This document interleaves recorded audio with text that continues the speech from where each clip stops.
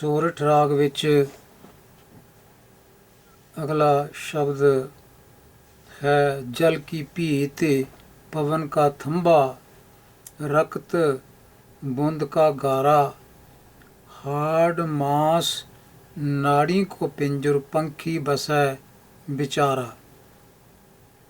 ਸਰੀਰ ਦੀ ਬਣਤਰ ਬਾਰੇ ਦੱਸਿਆ ਹੈ ਪਹਿਲਾਂ ਕਿ ਇਹ ਸਰੀਰ ਕੀ ਆ, ਇਹ ਇੱਕ ਪਾਣੀ ਦੀ ਕੰਧ ਹੈ। ਜਲ ਕੀ ਭੀਤ ਪਵਨ ਕਾ ਥੰਬਾ, ਸਵਾਸਾਂ ਦੀ ਇਸ ਨੂੰ ਥੰਮੀ ਮਿਲੀ ਹੋਈ ਹੈ। ਰਕਤ ਬੁੰਦ ਕਾ ਗਾਰਾ, ਮਾਤਾ ਦੀ ਰਕਤ ਅਤੇ ਪਿਓ ਦੇ ਬਿੰਦ ਦਾ ਇਸ ਨੂੰ ਸਰੀਰ ਨੂੰ ਗਾਰਾ ਲੱਗਾ ਹੋਇਆ। ਹੱਡੀਆਂ ਤੇ ਮਾਂਸ ਦਾ, ਨਾੜੀਆਂ ਦਾ ਇੱਕ ਪਿੰਜਰਾ ਹੈ। ਇਹਦੇ ਵਿੱਚ ਵਿਚਾਰਾ ਪੰਛੀ ਵਸ ਰਿਹਾ ਹੈ। ਇਹ ਜੀਵ ਪੰਛੀ ਇਸ ਸਰੀਰ ਦੇ ਵਿੱਚ ਵਸ ਰਿਹਾ ਹੈ। ਪ੍ਰਾਣੀ ਕਿਆ ਮੇਰਾ ਕਿਆ ਤੇਰਾ, ਜੈਸੇ ਤਰਵਰ ਪੰਖੀ ਬਸੇਰਾ ਰਹਾ। ਤੋ ਇਹ ਸਰੀਰ ਦਾ ਮਾਣ ਕਾਹਦਾ? ਇਹ ਪ੍ਰਾਣੀ, ਇੱਥੇ ਮੇਰ ਤੇਰ ਕਿਸ ਗੱਲ ਦੀ? ਇੱਥੇ ਤਾਂ ਸਰੀਰ, ਸੰਸਾਰ ਵਿੱਚ ਸਰੀਰ ਇਸ ਤਰ੍ਹਾਂ ਹੈ, ਸਰੀਰ ਦਾ ਧਾਰਨਾ ਇਸ ਤਰ੍ਹਾਂ ਹੈ ਜਿਸ ਤਰ੍ਹਾਂ ਜੈਸੇ ਤਰਵਰ ਪੰਖੀ ਬਸੇਰਾ, ਪੰਛੀਆਂ ਦਾ ਜਿਸ ਤਰ੍ਹਾਂ ਦਰਖਤ ਉੱਤੇ, ਤਰਬਰਤ ਭਾਵ ਦਰਖਤ, ਰੁੱਖ ਉੱਤੇ ਜਿਸ ਤਰ੍ਹਾਂ ਬਸੇਰਾ ਹੁੰਦਾ ਹੈ, ਸਦਾ ਟਿਕੇ ਨਹੀਂ ਰਹਿੰਦੇ, ਰਾਤ ਕੱਟਦੇ ਹਨ, ਸਵੇਰੇ ਉਡਾਰੀ ਮਾਰਦੇ ਹਨ। ਤਾਂ ਇਸ ਤਰ੍ਹਾਂ ਹੀ ਇਸ ਸਰੀਰ ਦਾ ਵੀ ਹਾਲ ਹੈ।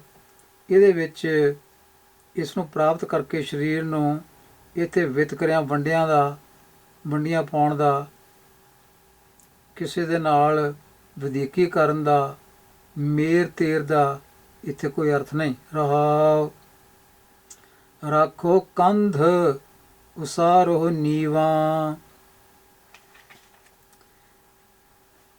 ਨੀਵਾਂ ਦਾ ਮਤਲਬ ਨੀਂਹ ਪੁੱਟਣੀ। ਮਕਾਨ ਜਦੋਂ ਬਣਦਾ ਹੈ ਨੀਂਹ ਪੱਟੀ ਜਾਂਦੀ ਹੈ, ਨੀਂਹ ਭਰੀ ਜਾਂਦੀ ਹੈ।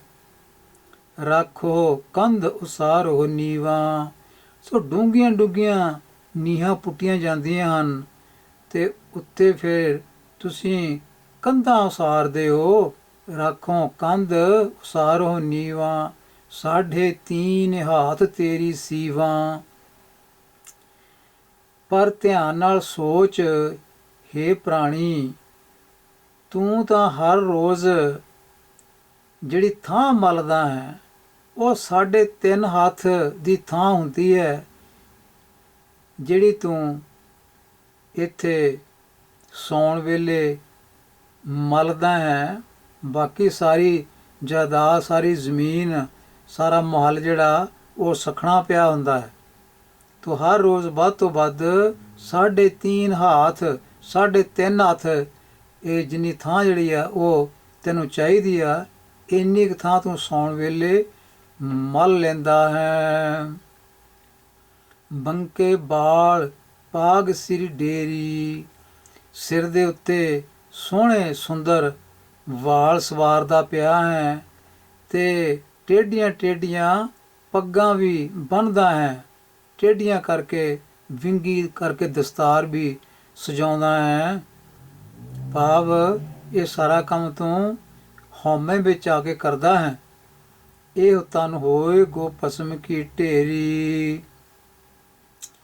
ਇਹ ਵੀ ਚੇਤਾ ਰੱਖ, ਇਹ ਸਰੀਰ ਜਿਹੜਾ ਕਿਸੇ ਦਿਨ ਇਹ ਭਸਮ ਕੀ ਢੇਰੀ, ਸੁਆਹ ਦੀ ਢੇਰੀ ਬਣ ਜਾਣਾ ਹੈ।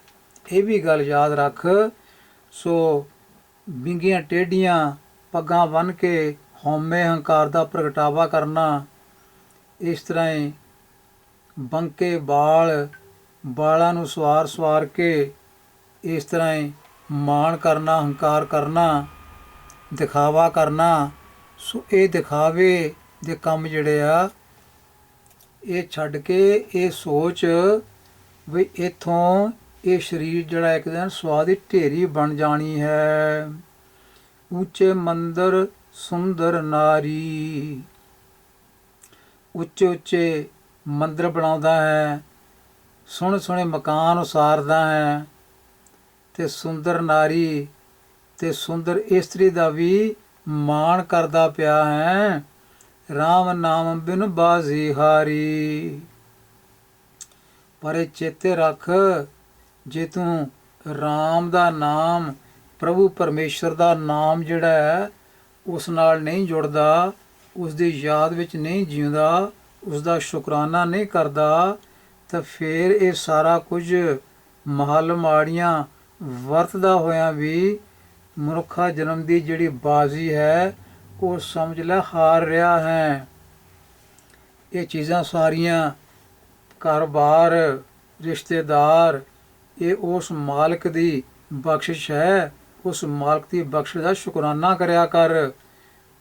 ਹਉਮੈ ਹੰਕਾਰ ਦੇ ਨਾਲ ਬਾਜ਼ੀ ਹਾਰ ਜਾਏਗਾ। ਮੇਰੀ ਜ਼ਾਤ ਕਮੀਨੀ, ਪਾਤ ਕਮੀਨੀ, ਓਛਾ ਜਨਮ ਹਮਾਰਾ।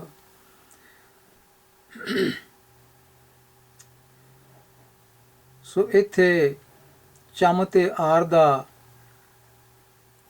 ਕੰਮ ਕਰਨ ਵਾਲੇ ਬਾਬਾ ਰਵਿਦਾਸ ਜੀ ਇਹ ਗੱਲ ਕਹਿੰਦੇ ਹਨ, ਹੇ ਮੇਰੇ ਪ੍ਰਭੂ, ਰਾਜਾ ਰਾਮਚੰਦ, ਸੋਹਣੇ ਰਾਜਨ, ਸੋਹਣੇ ਰਾਮ, ਮੇਰੀ ਤਾਂ ਜ਼ਾਤ, ਕੁਲ, ਜਨਮ ਇਹ ਲੋਕਾਂ ਮੁਤਾਬਕ ਤਾਂ ਸਾਰਾ ਨੀਵਾਂ ਹੀ ਨੀਵਾਂ ਸੀ। ਲੋਕ ਇਸ ਨੂੰ ਨੀਵਾਂ ਹੀ ਆਖ ਰਹੇ ਸਨ। ਪਰ ਮੈਂ ਤੇਰੀ ਸ਼ਰਨ ਵਿੱਚ ਆਇਆ ਹਾਂ। ਇੱਥੇ ਤਾਂ ਉੱਚੀਆਂ ਉੱਚੀਆਂ ਕੁਲਾਂ ਵਾਲੇ ਉਹ ਵੀ ਡੁੱਬਦੇ ਜਾ ਰਹੇ ਹਨ, ਤਾਂ ਮੇਰਾ ਕੀ ਬਣਨਾ ਸੀ। ਪਰ ਮੈਂ ਤਾਂ ਤੇਰੀ ਸ਼ਰਨ ਵਿੱਚ ਆ ਗਿਆ। ਤੁਮ ਸ਼ਰਨਾਗਤੇ, ਮੈਂ ਤੇਰੀ ਸ਼ਰਨ ਵਿੱਚ ਆ ਗਿਆ ਹਾਂ। ਤੋ ਜਿਹੜਾ ਸ਼ਰਨ ਵਿੱਚ ਆਉਂਦਾ ਹੈ ਉਸ ਦੀ ਉਹ ਮਾਲਕ ਲਾਜ ਰੱਖਦਾ ਹੈ, ਤੇ ਹਉਮੈ ਹੰਕਾਰ ਤੋਂ ਬਚਾ ਕੇ ਇਹ ਜੀਵਨ ਜਿਹੜਾ ਇਸ ਨੂੰ ਸਫਲ ਕਰਨ ਵਾਸਤੇ ਉਹ ਪ੍ਰਭੂ ਦੀ ਬੰਦਗੀ ਵਿੱਚ ਲੱਗਦਾ ਹੈ। ਅਗਲਾ ਸ਼ਬਦ ਹੈ ਇਸ ਰਾਗ ਦਾ, ਚਮਰਟਾ ਗਾਂਠ ਨਾ ਜਨਈ। ਚਮਰਟਾ ਮਾੜਾ ਜਿਹਾ, ਗਰੀਬ ਜਿਹਾ ਚਮਿਆਰ, ਚਮ ਤੇ ਆਰ ਦਾ ਕੰਮ ਕਰਨ ਵਾਲਾ ਗਰੀਬ, ਗਾਂਠ ਨਾ ਜਨਈ, ਗੰਢਣਾ ਨਹੀਂ ਜਾਣਦਾ, ਗਾਂਢੇ ਤੋਪੇ ਜੁੱਤੀਆਂ ਨੂੰ ਨਹੀਂ ਲਾਉਣਾ ਜਾਣਦਾ।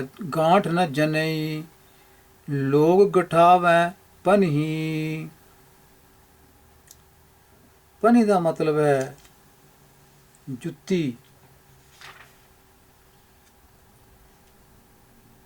ਤੋ ਰਵਿਦਾਸ ਜੀ ਕਹਿੰਦੇ ਹਨ, ਮੈਂ ਤਾਂ ਗਰੀਬ ਚਮਿਆਰ ਹਾਂ, ਚਮ ਤੇ ਆਰ ਦਾ ਕੰਮ ਕਰਨ ਵਾਲਾ। ਸਰੀਰ ਰੂਪੀ ਜੁੱਤੀ ਜਿਹੜੀ ਆ ਇਹਨੂੰ ਗੰਢਣਾ ਨਹੀਂ ਜਾਣਦਾ, ਇਹਦੇ ਮਗਰ ਨਹੀਂ ਲੱਗਾ ਹੋਇਆ, ਇਸ ਨੂੰ ਪਾਲਣ ਵਿੱਚ ਹੀ। ਲੋਕ ਗਠਾਵੈ ਪਨਹੀ, ਪਰ ਸੰਸਾਰ ਦੇ ਲੋਕ ਜਿਹੜੇ ਹਨ ਉਹ ਆਪੋ ਆਪਣੇ ਸਰੀਰ ਨੂੰ, ਸਰੀਰ ਰੂਪੀ ਜੁੱਤੀ ਜਿਹੜੀ ਆ ਇਸ ਨੂੰ ਗੰਢਾ ਰਹੇ ਹਨ। ਗੰਢਾ ਰਹੇ ਮਤਲਬ ਦਿਨ ਰਾਤ ਨਿਰੇ ਸਰੀਰ ਦੀ ਪਾਲਣਾ ਪੋਸ਼ਣਾ ਵਿੱਚ, ਆਰ ਵਿੱਚ ਲੱਗੇ ਰਹਿੰਦੇ ਹਨ। ਰਹਾਉ ਆਰ ਨਹੀਂ ਜੇ ਤੋਪੋਂ, ਮੇਰੇ ਕੋਲ ਤਾਂ ਕੋਈ ਆਰ ਹੀ ਨਹੀਂ ਹੈ ਜਿਸ ਨਾਲ ਮੈਂ ਇਹ ਸਰੀਰ ਰੂਪੀ ਜੁੱਤੀ ਨੂੰ ਤਰੋਪੇ ਲਾਵਾਂ, ਇਸ ਨੂੰ ਟਾਂਕੇ ਲਾਵਾਂ। ਨਹੀਂ ਰਾਂਬੀ ਠਾਂ ਰੋਪੋਂ। ਤੋ ਕਹਿਣ ਦਾ ਮਤਲਬ ਇਹ ਹੈ ਕਿ ਮੇਰੇ ਕੋਲ ਕੋਈ ਰੰਬੀ ਵੀ ਨਹੀਂ ਕਿ ਇਸ ਸਰੀਰ ਰੂਪੀ ਜੁੱਤੀ ਨੂੰ ਮੈਂ ਟਾਕੀਆਂ ਲਾਵਾਂ। ਠਾਂ ਰੋਪੋਂ, ਜਿਹੜੀ ਇਹ ਸਰੀਰ ਰੂਪੀ ਜੁੱਤੀ ਨੂੰ ਟਾਂਕੇ ਲਾਉਣ ਵਾਲੀ ਗੱਲ ਹੈ, ਇਹ ਮੇਰੇ ਕੋਲ ਤਾਂ ਰੰਬੀ ਵੀ ਨਹੀਂ। ਸੋ ਇਸ ਦਾ ਕਹਿਣ ਦਾ ਮਤਲਬ ਇਹ ਹੈ ਕਿ ਮੇਰੇ ਅੰਦਰ ਮੋਹ ਮਾਇਆ ਦੀ ਖਿੱਚ ਨਹੀਂ ਹੈ, ਜਿਹੜਾ ਮੇਰੀ ਸੁਰਤੀ ਜਿਹੜੀ ਆ ਇਹਦੇ ਸਰੀਰ ਵਿੱਚ ਟਿਕੀ ਰਹੇ, ਐਸੀ ਕੋਈ ਖਿੱਚ ਨਹੀਂ ਹੈ। ਮੇਰੇ ਸਰੀਰ ਵਿੱਚ ਮੈਨੂੰ ਕੋਈ ਲੋਭ ਲਾਲਚ ਨਹੀਂ ਹੈ ਕਿ ਚੰਗੇ ਚੰਗੇ ਖਾਣੇ ਲਿਆ ਕੇ ਨਿਤ ਮੈਂ ਸਰੀਰ ਨੂੰ ਪਾਲਦਾ ਰਹਾਂ ਲਾਲਚ ਅਧੀਨ, ਲੋਭ ਅਧੀਨ ਹੋ ਕੇ। ਲੋਗ ਗੰਠ ਗੰਠ ਖਰਾ ਬਿਗੂਚਾ। ਇਹ ਸੰਸਾਰ ਜਿਹੜਾ ਹੈ ਇਹ ਤਾਂ ਸਰੀਰ ਰੂਪੀ ਜਿੱਤੀ ਨੂੰ ਗੰਢ ਗੰਢ ਕੇ ਬਗੂਚਾ, ਇਹ ਖੁਆਰ ਹੋ ਰਿਹਾ ਹੈ। ਨਿਰਾ ਸਰੀਰ ਨੂੰ ਪਾਲਣਾ ਵਿੱਚ ਲੱਗਾ ਹੋਇਆ ਹੈ। ਇਸ ਨੂੰ ਗੁਰੂ ਪਰਮੇਸ਼ਰ ਦਾ ਕੋਈ ਗਿਆਨ ਨਹੀਂ ਹੈ। ਗੁਰੂ ਪਰਮੇਸ਼ਰ ਦਾ ਉਪਦੇਸ਼ ਜਿਹੜਾ ਇਹ ਧਾਰਨ ਨਹੀਂ ਕਰਦਾ, ਉਸਦਾ ਸ਼ੁਕਰਾਨਾ ਨਹੀਂ ਕਰਦਾ। ਕੇਵਲ ਇਹ ਸਰੀਰ ਰੂਪੀ ਜੁੱਤੀ ਨੂੰ ਹੀ ਗਾਂਢੇ ਲਾ ਰਿਹਾ ਹੈ, ਦਿਨ ਰਾਤ ਇਸ ਦੇ ਆਰ ਵਿੱਚ ਹੀ ਲੱਗਾ ਹੋਇਆ ਹੈ। ਹਾਂ ਬਿਨ ਗਾਂਠੇ ਜਾਏ ਪਹੁੰਚਾ। ਮੈਂ ਇਸ ਸਰੀਰ ਰੂਪੀ ਜੁੱਤੀ ਨੂੰ ਨਿਤ ਦਿਹਾੜੇ ਗਾਂਢੇ ਲਾਉਣ ਦਾ ਕੰਮ ਛੱਡ ਕੇ ਬਿਨ ਗਾਂਠੇ ਜਾਏ ਪਹੁੰਚਾ। ਜਾਏ ਪਹੁੰਚਾ, ਮੈਂ ਗੁਰੂ ਪਰਮੇਸ਼ਰ ਦੇ ਚਰਨਾਂ ਵਿੱਚ ਅਪੜ ਗਿਆ ਹਾਂ, ਪ੍ਰਭੂ ਦੇ ਚਰਨਾਂ ਵਿੱਚ ਜਾ ਅਪੜਿਆ ਹਾਂ ਗਾਂਢੇ ਲਾਉਣ ਤੋਂ ਬਿਨਾਂ ਹੀ। ਪਰ ਲੋਕ ਗਾਂਢੇ ਲਾਉਣ ਵਿੱਚ ਹੀ ਮਸਤ ਹਨ। ਰਵਿਦਾਸ ਜਪੈ ਰਾਮ ਨਾਮਾ। ਰਵਿਦਾਸ ਜਪੈ, ਰਵਿਦਾਸ ਸ਼ਬਦ ਸੱਸੇ ਨੌਕੜੇ ਇੱਕ ਵਚਨ ਹੋ ਗਿਆ। ਜਪੈ ਇਹ ਜਿਹੜੀ ਕਿਰਿਆ ਵਰਬ ਹੈ ਇਹ ਵੀ ਇੱਕ ਵਚਨ ਹੈ। ਪੱਪੇ ਨੇ ਦੋ ਲਾਵਾਂ ਲੱਗੀਆਂ ਹੋਈਆਂ। ਜੇ ਪੱਪੇ ਦੇ ਗਹਾਏ ਨੂੰ ਸਿਆਰੀ ਹੋਵੇ ਫਿਰ ਪਲੂਰਲ ਵਰਬ ਬਣ ਜਾਂਦਾ। ਰਵਿਦਾਸ ਜਪਦਾ ਹੈ, ਕੀ ਜਪਦਾ ਹੈ? ਰਾਮ ਨਾਮਾ। ਰਾਮ ਨਾਮਾ, ਰਾਮ ਦਾ ਨਾਮ ਹੀ ਜਪਦਾ ਹੈ। ਇਹ ਰਾਮ ਜਿਹੜਾ ਦਸ਼ਰਥ ਵਾਲਾ ਰਾਮ ਨਹੀਂ ਹੈ, ਇਹ ਰਾਮ ਹੈ ਅਕਾਲ ਪੁਰਖ ਪ੍ਰਭੂ ਪਰਮੇਸ਼ਰ ਕਰਤਾ ਪੁਰਖ, ਜਿਸ ਨੂੰ ਮਾਧੋ, ਮਾਧਵੇ, ਰਮਈਆ ਕਈ ਨਾਵਾਂ ਨਾਲ ਯਾਦ ਕੀਤਾ ਹੈ। ਕਿਉਂਕਿ ਗੁਰਬਾਣੀ ਜਿਹੜੀ ਹੈ, ਚਾਹੇ ਗੁਰੂ ਗ੍ਰੰਥ ਸਾਹਿਬ ਦੀ ਬਾਣੀ ਸਾਰੀ, ਚਾਹੇ ਭਗਤਾਂ ਦੀ ਬਾਣੀ ਹੈ, ਕੋਈ ਵੀ ਬਾਣੀ ਗੁਰੂ ਗ੍ਰੰਥ ਸਾਹਿਬ ਦਰਜ ਹੈ, ਇਹ ਸਾਰੀ ਈਸ਼ਵਰਵਾਦੀ ਹੈ। ਇਹ ਦੇਵੀ ਦੇਵਤਿਆਂ ਦੀ ਪੁਜਾਰੀ ਵਾਲੀ, ਪੂਜਾ ਕਰਨ ਵਾਲੀ ਬਾਣੀ ਨਹੀਂ ਹੈ। ਕੋਈ ਵੀ ਸ਼ਬਦ ਗੁਰੂ ਗ੍ਰੰਥ ਸਾਹਿਬ ਵਿੱਚ ਕਿਸੇ ਵੀ ਬਾਣੀਕਾਰ ਦਾ ਦੇਵੀ ਦੇਵਤਿਆਂ ਦੀ ਪੂਜਾ ਵਾਲਾ ਨਹੀਂ ਹੈ। ਰਵਿਦਾਸ ਜਪੈ ਰਾਮ ਨਾਮਾ, ਮੋਹ ਜਮਸਿਓ ਨਾਹੀ ਕਾਮਾ। ਤੇ ਮੈਂ ਸਰੀਰ ਨੂੰ ਗਾਂਢੇ ਲਾਉਣ ਵਾਲਾ ਮੋਹ ਜਿਹੜਾ ਹੈ, ਜਿਹੜਾ ਸਰੀਰ ਨੂੰ ਹਰ ਵੇਲੇ ਸਰੀਰ ਦੇ ਮੋਹ ਵਿੱਚ ਫਸੇ ਰਹਿਣਾ, ਜਿਹੜਾ ਇਸ ਨੂੰ ਛੱਡ ਕੇ ਰਵਿਦਾਸ ਜਪੈ ਰਾਮ ਨਾਮਾ, ਮੈਂ ਤਾਂ ਈਸ਼ਵਰ ਦੇ ਨਾਲ ਆਪਣਾ ਚਿੱਤ ਜੋੜੀ ਰੱਖਦਾ। ਇਸ ਕਰਕੇ ਮੋਹ ਜਮਸਿਓ ਨਾਹੀ ਕਾਮਾ, ਜਮਾਂ ਨਾਲ ਮੇਰਾ ਕੋਈ ਵਾਸਤਾ ਨਹੀਂ ਰਹਿ ਗਿਆ। ਭਾਵ ਜਨਮ ਮਰਨ ਦਾ ਗੇੜ ਹੁਣ ਮੇਰੇ ਤੇ ਨਹੀਂ ਆਏਗਾ। ਜਮਾਂ ਦਾ ਡਰ, ਮੌਤ ਦਾ ਡਰ ਮੈਨੂੰ ਨਹੀਂ ਸਤਾਏਗਾ। ਅੱਗੋਂ ਰਾਗ ਧਨਾਸ਼ਰੀ ਵਿੱਚ ਬਾਣੀ ਸ਼ੁਰੂ ਹੁੰਦੀ ਹੈ। ਇੱਕ ਓੰਕਾਰ ਸਤਿ ਗੁਰ ਪ੍ਰਸਾਦ। ਸੋ ਪੱਪੇ ਪੈ ਚਰਾਰਾ ਹੋਵੇ ਤੇ ਇਹ ਬੋਲੇ ਨਾ ਪ੍ਰ, ਪੱਪਾ ਰਾਰਾ ਪੂਰਾ ਹੋਵੇ ਤਾਂ ਬੋਲੇ ਨਾ ਪਰ, ਇਹ ਪ੍ਰ। ਸੋ ਰੱਬ ਇੱਕ ਹੈ, ਦੇਵੀ ਦੇਵਤੇ ਰੱਬ ਨਹੀਂ, ਉਹਨਾਂ ਦੀ ਗਿਣਤੀ ਬੜੀ ਹੈ। ਰੱਬ ਦੀ ਗਿਣਤੀ ਕੋਈ, ਰੱਬ ਤਾਂ ਇੱਕੋ ਹੀ ਹੈ। ਇੱਕ ਇਸ ਕਰਕੇ ਲਾਇਆ ਗਿਆ ਹੈ। ਓੰਕਾਰ, ਉਹ ਇੱਕ ਜਿਹੜਾ ਕਿੱਦਾਂ ਦਾ ਹੈ? ਇਹ ਓੰਕਾਰ ਹੈ। ਓੰਕਾਰ ਜਿਹੜਾ ਸਦਾ ਹੀ ਇੱਥੇ ਕਾਇਮ ਰਹਿਣ ਵਾਲਾ। ਕਾਰ ਦਾ ਮਤਲਬ ਕੌਂਸਟੈਂਟਲੀ ਪ੍ਰੈਜ਼ੈਂਟ, ਐਗਜ਼ਿਸਟਿੰਗ ਇਨ ਦਾ ਵਰਲਡ, ਸਦਾ ਕਾਇਮ ਰਹਿਣ ਵਾਲਾ। ਉਹ ਇੱਕ ਹੈ, ਉਹ ਸਤ ਹੈ, ਸਤ ਸਰੂਪ ਹੈ, ਸੱਚ ਸਰੂਪ ਹੈ, ਉਹਦੀ ਹੋਂਦ ਹੈ। ਪਰ ਗੁਰੂ ਦੀ ਕਿਰਪਾ ਨਾਲ ਹੀ ਉਸ ਨਾਲ ਆਪਣਾ ਰਿਸ਼ਤਾ ਜੋੜਿਆ ਜਾ ਸਕਦਾ ਹੈ, ਗੁਰੂ ਦੇ ਉਪਦੇਸ਼ ਨਾਲ, ਗੁਰੂ ਦੀ ਬਾਣੀ ਨਾਲ। ਗੁਰੂ ਦੀ ਬਾਣੀ ਪੜ੍ਹ ਪੜ੍ਹ ਕੇ ਈਸ਼ਵਰ ਦੇ ਬਾਰੇ ਸਾਨੂੰ ਪਤਾ ਲੱਗਦਾ ਹੈ, ਚਾਨਣਾ ਮਿਲਦਾ ਹੈ। ਇਸ ਕਰਕੇ ਲਿਖਿਆ ਹੈ ਗੁਰ ਪ੍ਰਸਾਦਿ, ਗੁਰੂ ਦੀ ਕਿਰਪਾ ਨਾਲ। ਹਮ ਸਾਰੀ ਦੀਨ,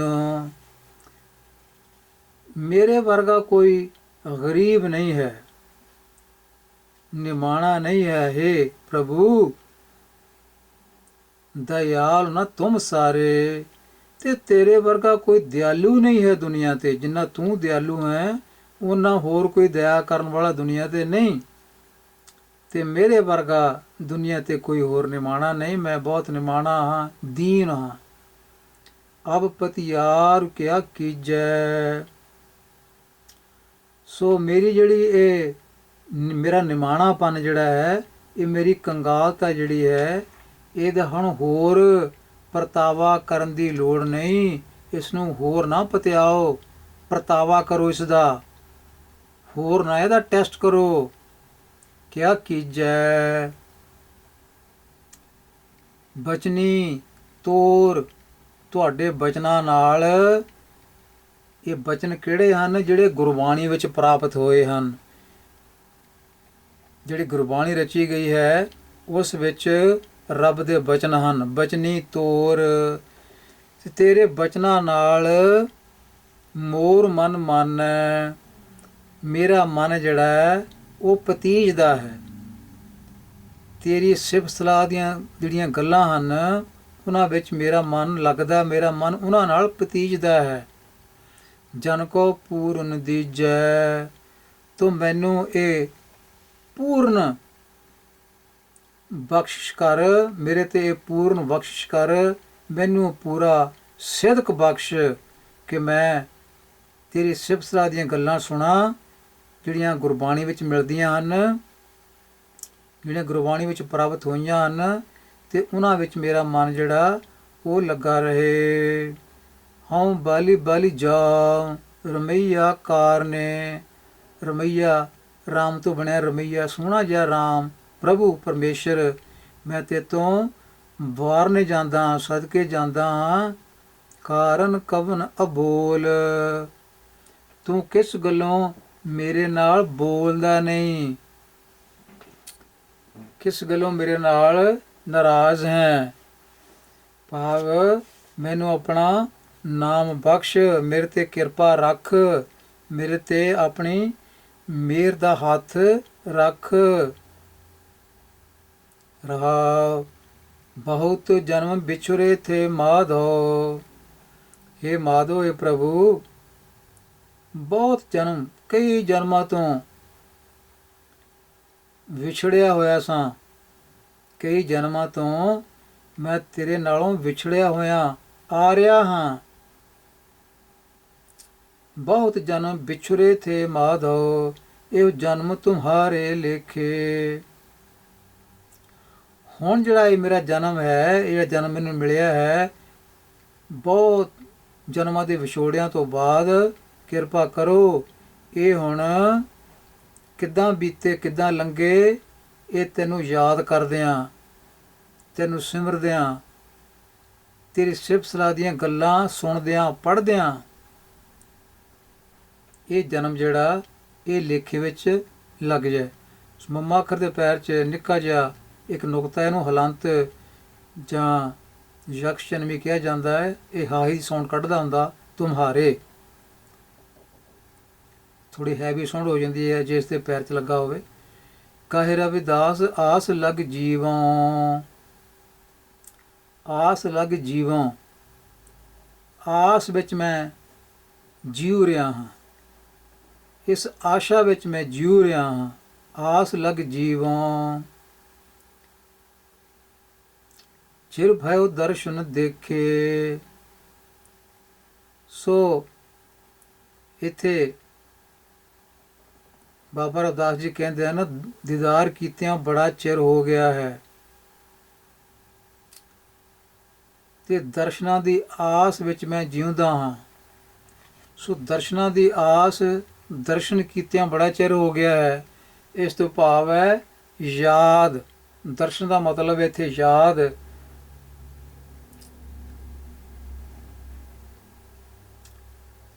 ਤੋ ਯਾਦਾਂ ਵਿੱਚ ਜਨਮਾਂ ਜਨਮਾਂ ਤੋਂ ਮੈਂ ਵਿਛੜਿਆ ਹੋਇਆ ਸੀ, ਵਿਛੜਿਆ ਹੋਇਆ ਸਾਂ ਜਨਮਾਂ ਜਨਮਾਂ ਤੋਂ, ਤੇ ਹੁਣ ਇਹ ਜਨਮ ਮਿਲਿਆ ਹੈ। ਮੈਂ ਦਰਸ਼ਨਾਂ ਦੀ ਆਸ ਵਿੱਚ ਜਿਉਂਦਾ ਹਾਂ, ਭਾਵ ਮੈਂ ਜਿਉਂਦਾ ਹਾਂ ਤੇ ਮੇਰੇ ਮਨ ਵਿੱਚ ਤੂੰ ਵਸਿਆ ਰਹੇ, ਕਿਉਂਕਿ ਬਾਣੀ ਕਹਿੰਦੀ ਹੈ ਕਿ ਆਖਾਂ ਜੀਵਾਂ ਵਿਸਰੈ ਮਰ ਜਾਉ। ਜੇ ਮੈਂ ਆਖਦਾ ਹਾਂ, ਸਿਫਤ ਸਲਾਹ ਕਰਦਾ ਹਾਂ, ਬਾਬਾ ਨਾਨਕ ਕਹਿੰਦੇ ਹਨ, ਤਾਂ ਮੈਂ ਜਿਉਂਦਾ ਹਾਂ, ਵਿਸਰੈ ਮਰ ਜਾਉ। ਜੇ ਮੈਂ ਵਿਸਰਦਾ ਹਾਂ ਪ੍ਰਭੂ ਨੂੰ, ਤਾਂ ਸਮਝ ਲਓ ਮੈਂ ਮਰ ਜਾਂਦਾ ਹਾਂ। ਮਰ ਜਾਂਦਾ ਤੋਂ ਭਾਵ ਹੈ ਆਤਮਿਕ ਤੌਰ 'ਤੇ ਮੈਂ ਜਿਉਂਦਾ ਨਹੀਂ ਰਹਿੰਦਾ। ਸਰੀਰਕ ਤੌਰ 'ਤੇ ਭਾਵੇਂ ਜਿਉਂਦਾ ਰਹਿੰਦਾ ਹਾਂ, ਪਰ ਆਤਮਿਕ ਤੌਰ 'ਤੇ ਜਿਉਂਦਾ ਨਹੀਂ ਰਹਿੰਦਾ ਜਦੋਂ ਮੈਂ ਤੈਨੂੰ ਭੁੱਲ ਜਾਂਦਾ ਹਾਂ। ਇਹੋ ਗੱਲ ਜਿਹੜੀ ਇੱਥੇ ਬਾਬਾ ਰਵਿਦਾਸ ਜੀ ਸਾਨੂੰ ਦੱਸ ਕੇ ਸਾਡੀ ਝੋਲੀ 'ਚ ਪਾ ਰਹੇ ਹਨ। ਅਗਲਾ ਸ਼ਬਦ ਹੈ ਚਿੱਤ ਸਿਮਰਨ ਕਰੋ ਨੈਣ ਅਵਿਲੋਕਨੋ। ਸ਼ਰਵਨ ਬਾਣੀ ਸੋ ਜਸ਼ ਪੂਰ ਰਾਖੋ।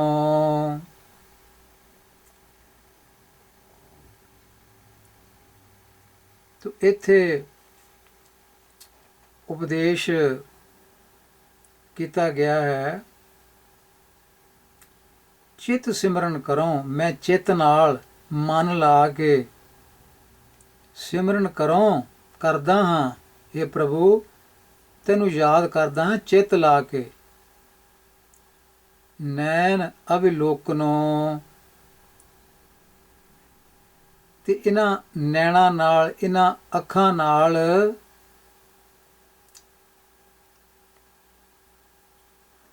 ਮੈਂ ਦੀਦਾਰ ਕਰਦਾ ਰਹਾਂ। ਇਹਨਾਂ ਅੱਖਾਂ ਨਾਲ ਮੈਂ ਦੀਦਾਰ ਕਰਦਾ ਰਹਾਂ, ਭਾਵ ਸਾਰਿਆਂ ਵਿੱਚ ਮੈਂ ਇਹ ਪ੍ਰਭੂ ਤੇਰੇ ਦਰਸ਼ਨ ਜਿਹੜੇ ਆ ਉਹ ਕਰਦਾ ਰਹਾਂ, ਤੇਰੀ ਜੋਤ ਨੂੰ ਸਾਰਿਆਂ ਵਿੱਚ ਦੇਖਦਾ ਰਹਾਂ। ਇਹ ਮੇਰੀ ਬੇਨਤੀ ਹੈ। ਚਿੱਤ ਸਿਮਰਨ ਕਰੋ ਨੈਣ ਅਵਿਲੋਕਨੋ। ਅਵਿਲੋਕਨੋ ਮਤਲਬ ਦੇਖਣਾ। ਸ਼ਰਵਨ ਬਾਣੀ ਸੋ ਜਸ਼ ਪੂਰ ਰੱਖੋ। ਜੇ ਸ਼ਰਵਨ ਦਾ ਮਤਲਬ ਹੈ ਕੰਨ, ਇੱਕ ਹੁੰਦਾ ਸਰਵਣ, ਉਹਦਾ ਮਤਲਬ ਹੁੰਦਾ ਹੈ ਸਿਮਣਾ, ਕਿਸੇ ਚੀਜ਼ ਦਾ ਕਿਸੇ ਵਿੱਚੋਂ ਸਿਮਣਾ, ਜਿਵੇਂ ਦੁੱਧ ਸਿਮਦਾ ਹੈ ਉਹਨੂੰ ਕਹਿੰਦੇ ਆਪਾਂ ਸਰਵਣ। ਅਤੇ ਜਿਹੜੇ ਕੰਨ ਹਨ ਇਹਨਾਂ ਨੂੰ ਆਪਾਂ ਕਹਿੰਦੇ ਸ਼ਰਵਣ। ਇਹ ਦੋਵੇਂ ਸ਼ਬਦ ਸੰਸਕ੍ਰਿਤ ਦੇ ਹਨ, ਅਤੇ ਜਿਨ੍ਹਾਂ ਨੂੰ ਇਹਨਾਂ ਚੀਜ਼ਾਂ ਦਾ ਪਤਾ ਨਹੀਂ ਹੈ ਉਹ ਫਿਰ ਇਹਨਾਂ ਦੋਵਾਂ ਸ਼ਬਦਾਂ ਨੂੰ ਇੱਕੋ ਤਰ੍ਹਾਂ ਪੜ੍ਹਦੇ ਹਨ, ਜਿਹੜਾ ਰੌਂਗ ਹੈ। ਇਹ ਸਾਰੀਆਂ ਗੱਲਾਂ ਸਾਨੂੰ ਮਹਾਨਕੋਸ਼ ਵਿੱਚੋਂ ਮਿਲ ਜਾਂਦੀਆਂ ਹਨ। ਉੱਥੇ ਇਹ ਸ਼ਬਦ ਲਿਖੇ ਹੋਏ ਹਨ, ਕਿਹੜੀ ਭਾਸ਼ਾ ਦੇ ਹਨ ਅਤੇ ਕਿਵੇਂ ਬੋਲਣੇ ਹਨ। ਸ਼ਰਵਣ ਬਾਣੀ, ਕੰਨਾਂ ਵਿੱਚ ਇਹ ਪ੍ਰਭੂ ਮੈਂ ਬਾਣੀ ਜਿਹੜੀ ਹੈ ਇਹਨੂੰ ਵਸਾ ਕੇ ਰੱਖਾਂ, ਪ੍ਰਭੂ ਦਾ ਸੋਹਣਾ ਯਸ਼ ਕੰਨਾਂ ਵਿੱਚ ਭਰੀ ਰੱਖਾਂ। ਕੰਨ ਮੇਰੇ ਤੇਰੀ ਸਿਫਤ ਸਲਾਹ ਸੁਣਦੇ ਰਹਿਣ, ਸਿਫਤ ਸਲਾਹ ਦੀਆਂ ਗੱਲਾਂ ਸੁਣਦੇ ਰਹਿਣ। ਯਸ਼ ਦਾ ਮਤਲਬ ਹੈ ਸਿਫਤ ਸਲਾਹ। ਮਨ ਸੋ ਮਧੁਕਰ ਕਰੋ, ਤੇ ਮੇਰਾ ਮਨ ਜਿਹੜਾ ਹੈ ਇਹਨੂੰ ਮੈਂ ਭੌਰਾ ਬਣਾ ਕੇ ਰੱਖਾਂ। ਮਧੁਕਰ, ਮਨ ਸੋ ਮਧੁਕਰ ਕਰੋ। ਮਧੁਕਰ ਦਾ ਮਤਲਬ ਹੈ ਭੌਰਾ। ਪਿੱਛੇ ਜੇ ਬਾਣੀ ਵਿੱਚ ਭ੍ਰਿੰਗ ਸ਼ਬਦ ਆਇਆ ਸੀ, ਉਹਦਾ ਮਤਲਬ ਵੀ ਭੌਰਾ ਸੀ। ਇੱਥੇ ਮਧੁਕਰ ਆਇਆ, ਇਹਦਾ ਮਤਲਬ ਵੀ ਭੌਰਾ ਹੈ। ਮੈਂ ਆਪਣੇ ਮਨ ਨੂੰ ਭੌਰੇ ਵਾਂਗ ਬਣਾ ਕੇ ਰੱਖਾਂ। ਭੌਰੇ ਦਾ ਗੁਣ ਇੱਥੇ ਲਿਆ, ਭੌਰੇ ਦਾ ਜਿਹੜਾ ਰਸ ਚੂਸਣ ਦਾ ਇਹ ਗੁਣ ਲਿਆ ਹੈ ਇੱਥੇ, ਕਿ ਮੈਂ ਤੇਰੇ ਚਰਨ ਕਮਲਾਂ ਵਿੱਚੋਂ ਭੌਰਾ ਬਣ ਕੇ ਰਸ ਲਵਾਂ, ਭਾਵ ਤੇਰੀ ਸਿਫਤ ਸਲਾਹ ਨਾਲ ਜੁੜਿਆ ਰਹਾਂ। ਚਰਨ ਹਿਰਦੈ ਧਰੋਂ, ਤੇ ਚਰਨ ਕਮਲ ਆਪਣੇ ਹਿਰਦੇ ਵਿੱਚ ਟਿਕਾ ਕੇ ਰੱਖਾਂ। ਚਰਨ ਕਮਲ ਦਾ ਮਤਲਬ ਹੈ ਯਾਦ, ਗੁਰਬਾਣੀ, ਸ਼ਬਦ। ਰਸਨ ਅੰਮ੍ਰਿਤ ਰਾਮ ਨਾਮ ਭਾਖੋਂ, ਅਤੇ ਜੀਭ ਨਾਲ ਰਸਨਾ ਨਾਲ ਮੈਂ ਜੀਵਨ ਦੇਣ ਵਾਲਾ, ਜ਼ਿੰਦਗੀ ਦੇਣ ਵਾਲਾ, ਆਤਮਿਕ ਜ਼ਿੰਦਗੀ ਦੇਣ ਵਾਲਾ ਪ੍ਰਭੂ ਦਾ ਨਾਮ ਜਿਹੜਾ ਹੈ ਇਹ ਉਚਾਰਦਾ ਰਹਾਂ, ਬੋਲਦਾ ਰਹਾਂ ਜ਼ੁਬਾਨ ਦੇ ਨਾਲ। ਮੇਰੀ ਪ੍ਰੀਤ ਗੋਬਿੰਦ ਸਿਉ ਜਿਨ ਘਟੈ। ਸੋ ਜਿਨ ਸ਼ਬਦ ਜਿਹੜਾ ਇਹਦਾ ਇੱਥੇ ਮਤਲਬ ਹੈ ਮਤਾਂ, ਐਸਾ ਨਾ ਹੋਵੇ। ਮੇਰੀ ਪ੍ਰੀਤ ਗੋਬਿੰਦ ਸਿਉ ਜਿਨ ਘਟੈ। ਸੋ ਐਸਾ ਨਾ ਹੋਵੇ ਕਿ ਮੇਰੀ ਜਿਹੜੀ ਪ੍ਰੀਤ ਹੈ ਇਹ ਪ੍ਰਭੂ ਪਾਤਸ਼ਾਹ ਨਾਲ ਘਟ ਜਾਵੇ, ਥੋੜੀ ਹੋ ਜਾਏ। ਮਤਾਂ ਥੋੜੀ ਹੋ ਜਾਏ ਮੇਰੀ ਪ੍ਰੀਤ, ਇਹਦਾ ਮਤਲਬ ਮੇਰੀ ਪ੍ਰੀਤ ਗੋਬਿੰਦ ਨਾਲ ਬਣੀ ਰਹੇ, ਕਿਤੇ ਘਟ ਨਾ ਜਾਵੇ। ਮੈਂ ਤਾਂ ਉਹ ਮੋਲ ਮਹਿੰਗੀ ਲਈ ਜੀ ਸੱਟੈ, ਤੇ ਮੈਂ ਇਹ ਜਿਹੜੀ ਪ੍ਰੀਤ ਹੈ ਇਸ ਨੂੰ ਬਹੁਤ ਕੀਮਤ ਚੁਕਾ ਕੇ ਲਿਆ ਹੈ। ਕਿਹੜੀ ਕੀਮਤ ਚੁਕਾਈ ਹੈ? ਜੀ ਸੱਟੈ। ਮੈਂ ਆਪਣਾ ਜਿਹੜਾ ਤਨ ਮਨ ਹੈ ਉਹ ਭੇਂਟ ਕੀਤਾ ਹੈ। ਮੈਂ ਤਾਂ ਮੋਲ ਮਹਿੰਗੀ ਲਈ ਜੀ ਸੱਟੈ, ਕਿਉਂਕਿ ਈਸ਼ਵਰ ਦੀ ਪ੍ਰੀਤ, ਈਸ਼ਵਰ ਦਾ ਨਾਮ ਜਿਹੜਾ ਉਹ ਸੋਨੇ ਨਾਲ ਪੈਸਿਆਂ ਨਾਲ ਨਹੀਂ ਮਿਲਦਾ। ਕੰਚਨ ਸਿਉ ਪਾਈਐ ਨਹੀਂ ਤੋਲ, ਮਨ ਦੇ ਰਾਮ ਲਿਆ ਹੈ ਮੋਲ। ਕੰਚਨ ਸਿਉ ਪਾਈਐ ਨਹੀਂ ਤੋਲ, ਮਨ ਦੇ ਰਾਮ ਲਿਆ ਹੈ ਮੋਲ। ਸੋ ਮਨ ਦੇ ਕੇ ਪ੍ਰੀਤ ਮੁੱਲ ਲਈ ਹੈ, ਰੁਪਈਆਂ ਪੈਸਿਆਂ ਨਾਲ ਨਹੀਂ ਮਿਲਦੀ। ਇਸ ਕਰਕੇ ਮੈਂ ਤਾਂ ਮੋਲ ਮਹਿੰਗੀ ਲਈ ਜੀ ਸੱਟੈ। ਰਹਾਉ ਸਾਧ ਸੰਗਤ ਬਿਨਾ ਭਾਉ ਨਹੀਂ ਊਪਜੈ। ਸਾਧ ਸੰਗਤ ਤੋਂ ਬਿਨਾ ਮਨੁੱਖ ਦੇ ਅੰਦਰ ਪ੍ਰੇਮ ਪੈਦਾ ਨਹੀਂ ਹੁੰਦਾ। ਇਹ ਪ੍ਰੀਤ ਪੈਦਾ ਨਹੀਂ ਹੁੰਦੀ ਜਿਹੜੀ ਮਹਿੰਗੀ ਮਿਲਦੀ ਹੈ, ਜਿਹੜੀ ਜ਼ਿੰਦ ਜਾਨ ਦੇ ਕੇ ਮਿਲਦੀ ਹੈ, ਮਨ ਤਨ ਭੇਂਟ ਕਰਕੇ ਮਿਲਦੀ ਹੈ ਪ੍ਰੀਤ। ਇਹ ਸਾਧ ਸੰਗਤ ਤੋਂ ਬਿਨਾ ਪੈਦਾ ਨਹੀਂ ਹੁੰਦੀ। ਭਾਵ ਸਾਧ ਸੰਗਤ ਦਾ ਮਤਲਬ ਜਿੱਥੇ ਗੁਰਬਾਣੀ ਦੀ ਵਿਚਾਰ, ਗੁਰੂ ਦੀ ਬਾਣੀ ਦੀ ਵਿਚਾਰ ਹੁੰਦੀ ਹੈ, ਉਸ ਨੂੰ ਸਾਧ ਸੰਗਤ ਕਿਹਾ ਗਿਆ ਹੈ। ਜਿੱਥੇ ਝੂਠੀਆਂ ਮੂਠੀਆਂ ਕਹਾਣੀਆਂ ਸੁਣੀਆਂ ਜਾਂਦੀਆਂ ਹਨ, ਕਰਾਮਾਤਾਂ ਦੀਆਂ ਕਹਾਣੀਆਂ ਸੁਣਾ ਕੇ ਲੋਕਾਂ ਨੂੰ ਹਸਾਇਆ ਜਾਂਦਾ ਹੈ, ਕੰਨ ਰਸ ਲੋਕਾਂ ਨੂੰ ਦਿੱਤਾ ਜਾਂਦਾ ਹੈ, ਉੱਥੇ ਉਹਨੂੰ ਸਾਧ ਸੰਗਤ ਨਹੀਂ ਕਹਿੰਦੇ। ਸਤ ਸੰਗਤ ਕੈਸੀ ਜਾਣੀਐ, ਜਿੱਥੇ ਏਕੋ ਨਾਮ ਵਖਾਣੀਐ, ਉਹ ਹੁੰਦੀ ਸਤ ਸੰਗਤ ਜਿੱਥੇ ਕੇਵਲ ਨਾਮ ਦੀ ਚਰਚਾ ਹੋਵੇ, ਗੁਰਬਾਣੀ ਦੀ ਚਰਚਾ ਹੋਵੇ, ਗੁਰਬਾਣੀ ਦਾ ਉਪਦੇਸ਼ ਜਿਹੜਾ ਹੈ ਗੁਰੂਆਂ ਦਾ, ਉਸ ਦੀ ਹੀ ਉੱਥੇ ਕਥਾ ਵਿਆਖਿਆ ਹੋਵੇ, ਉਹਨੂੰ ਸਾਧ ਸੰਗਤ ਕਿਹਾ ਜਾਂਦਾ ਹੈ। ਤੇ ਉਸ ਸਾਧ ਸੰਗਤ ਤੋਂ ਬਿਨਾਂ ਪ੍ਰੀਤ ਜਿਹੜੀ ਆ ਉਹ ਪੈਦਾ ਨਹੀਂ ਹੁੰਦੀ। ਈਸ਼ਵਰ ਦੇ ਨਾਲ ਜਿਹੜੀ ਪ੍ਰੀਤ ਕਰਨੀ ਹੈ, ਸਾਧ ਸੰਗਤ ਬਿਨਾਂ ਭਾਵ ਨਹੀਂ ਊਪਜੈ, ਭਾਵ ਬਿਨ ਭਗਤੀ ਨਹੀਂ ਹੋਏ ਤੇਰੀ। ਤੇ ਜਿੰਨਾ ਚਿਰ ਇਹ ਪ੍ਰੀਤ ਪੈਦਾ ਨਹੀਂ ਹੁੰਦੀ, ਪ੍ਰੇਮ ਪੈਦਾ ਨਹੀਂ ਹੁੰਦਾ, ਤਾਂ ਫਿਰ ਪ੍ਰਭੂ ਪਰਮੇਸ਼ਰ ਦੀ ਭਗਤੀ ਹੋ ਨਹੀਂ ਸਕਦੀ। ਉਸ ਭਗਤੀ ਵਾਸਤੇ ਬੰਦੇ ਦੇ ਅੰਦਰ ਲਗਨ ਚਾਹੀਦੀ ਹੈ, ਲਗਨ ਚਾਹੀਦੀ ਹੈ, ਪ੍ਰੇਮ ਚਾਹੀਦਾ, ਪ੍ਰੀਤ ਚਾਹੀਦੀ ਹੈ।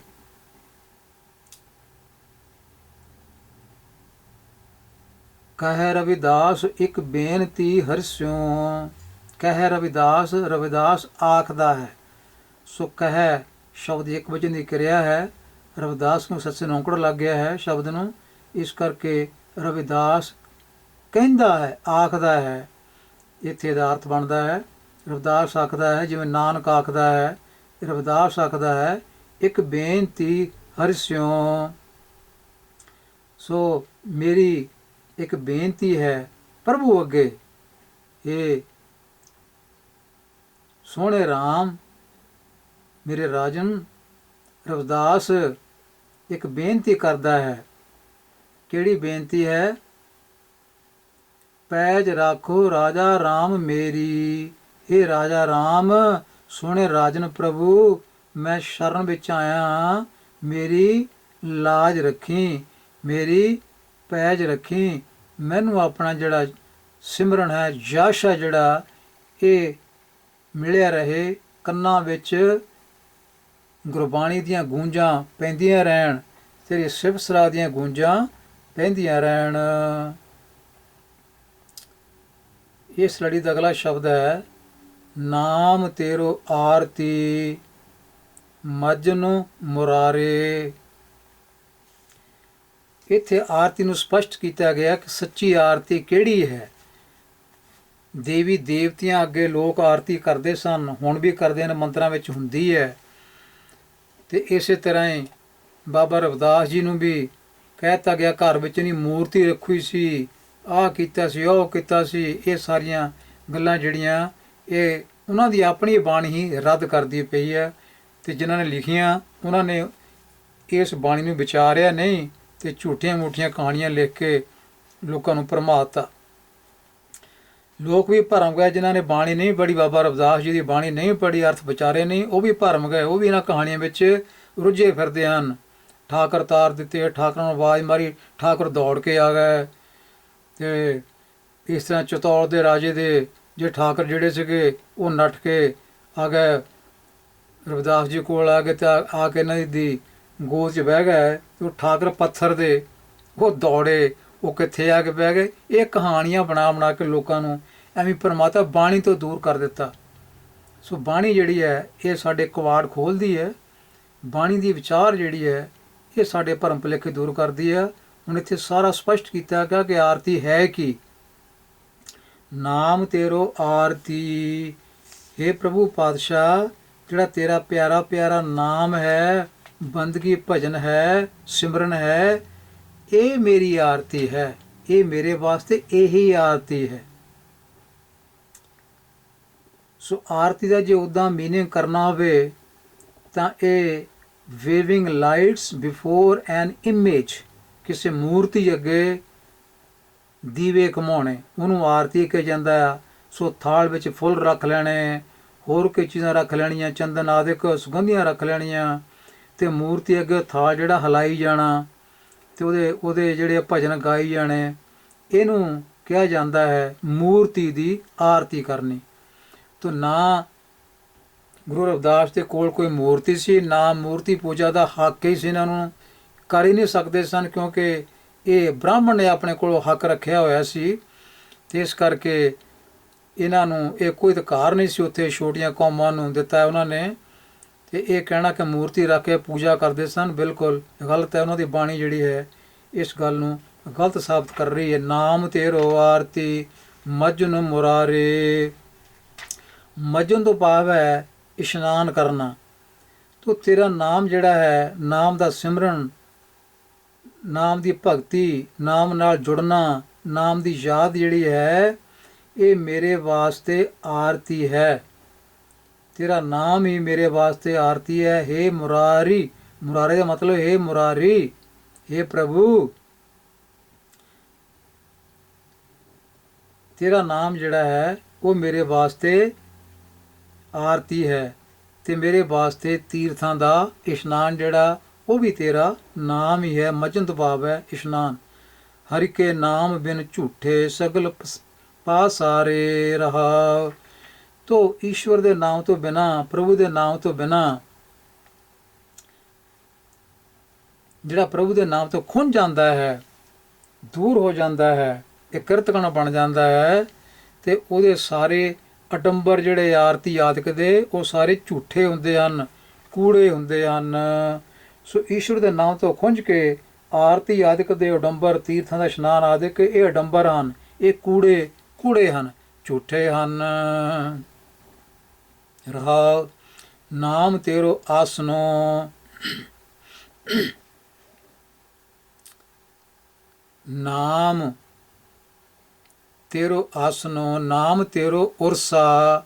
ਤੋ ਉਰਸਾ ਸ਼ਬਦ ਜਿਹੜਾ ਹੈ ਇਹ ਬਾਬਾ ਰਵਿਦਾਸ ਦੀ ਬਾਣੀ ਵਿੱਚੋਂ ਗੁਰੂ ਨਾਨਕ ਪਾਤਸ਼ਾਹ ਨੇ ਵੀ ਦੇਖਿਆ ਸੀ, ਪੜ੍ਹਿਆ ਸੀ, ਤਾਂ ਉਹਨਾਂ ਨੇ ਆਪਣੀ ਬਾਣੀ ਵਿੱਚ ਵੀ ਇਹ ਵਰਤਿਆ ਹੈ ਉਰਸਾ ਸ਼ਬਦ। ਤੇਰਾ ਨਾਮ ਕਰੀ ਚਨਨਾਠੀਆ ਜੇ ਮਨ ਉਰਸਾ ਹੋਏ। ਇਹ ਕੇਵਲ ਬਾਬਾ ਨਾਨਕ ਤੇ ਬਾਬਾ ਰਵਿਦਾਸ ਦੀ ਬਾਣੀ ਵਿੱਚ ਸਾਂਝਾ ਸ਼ਬਦ ਹੈ ਉਰਸਾ।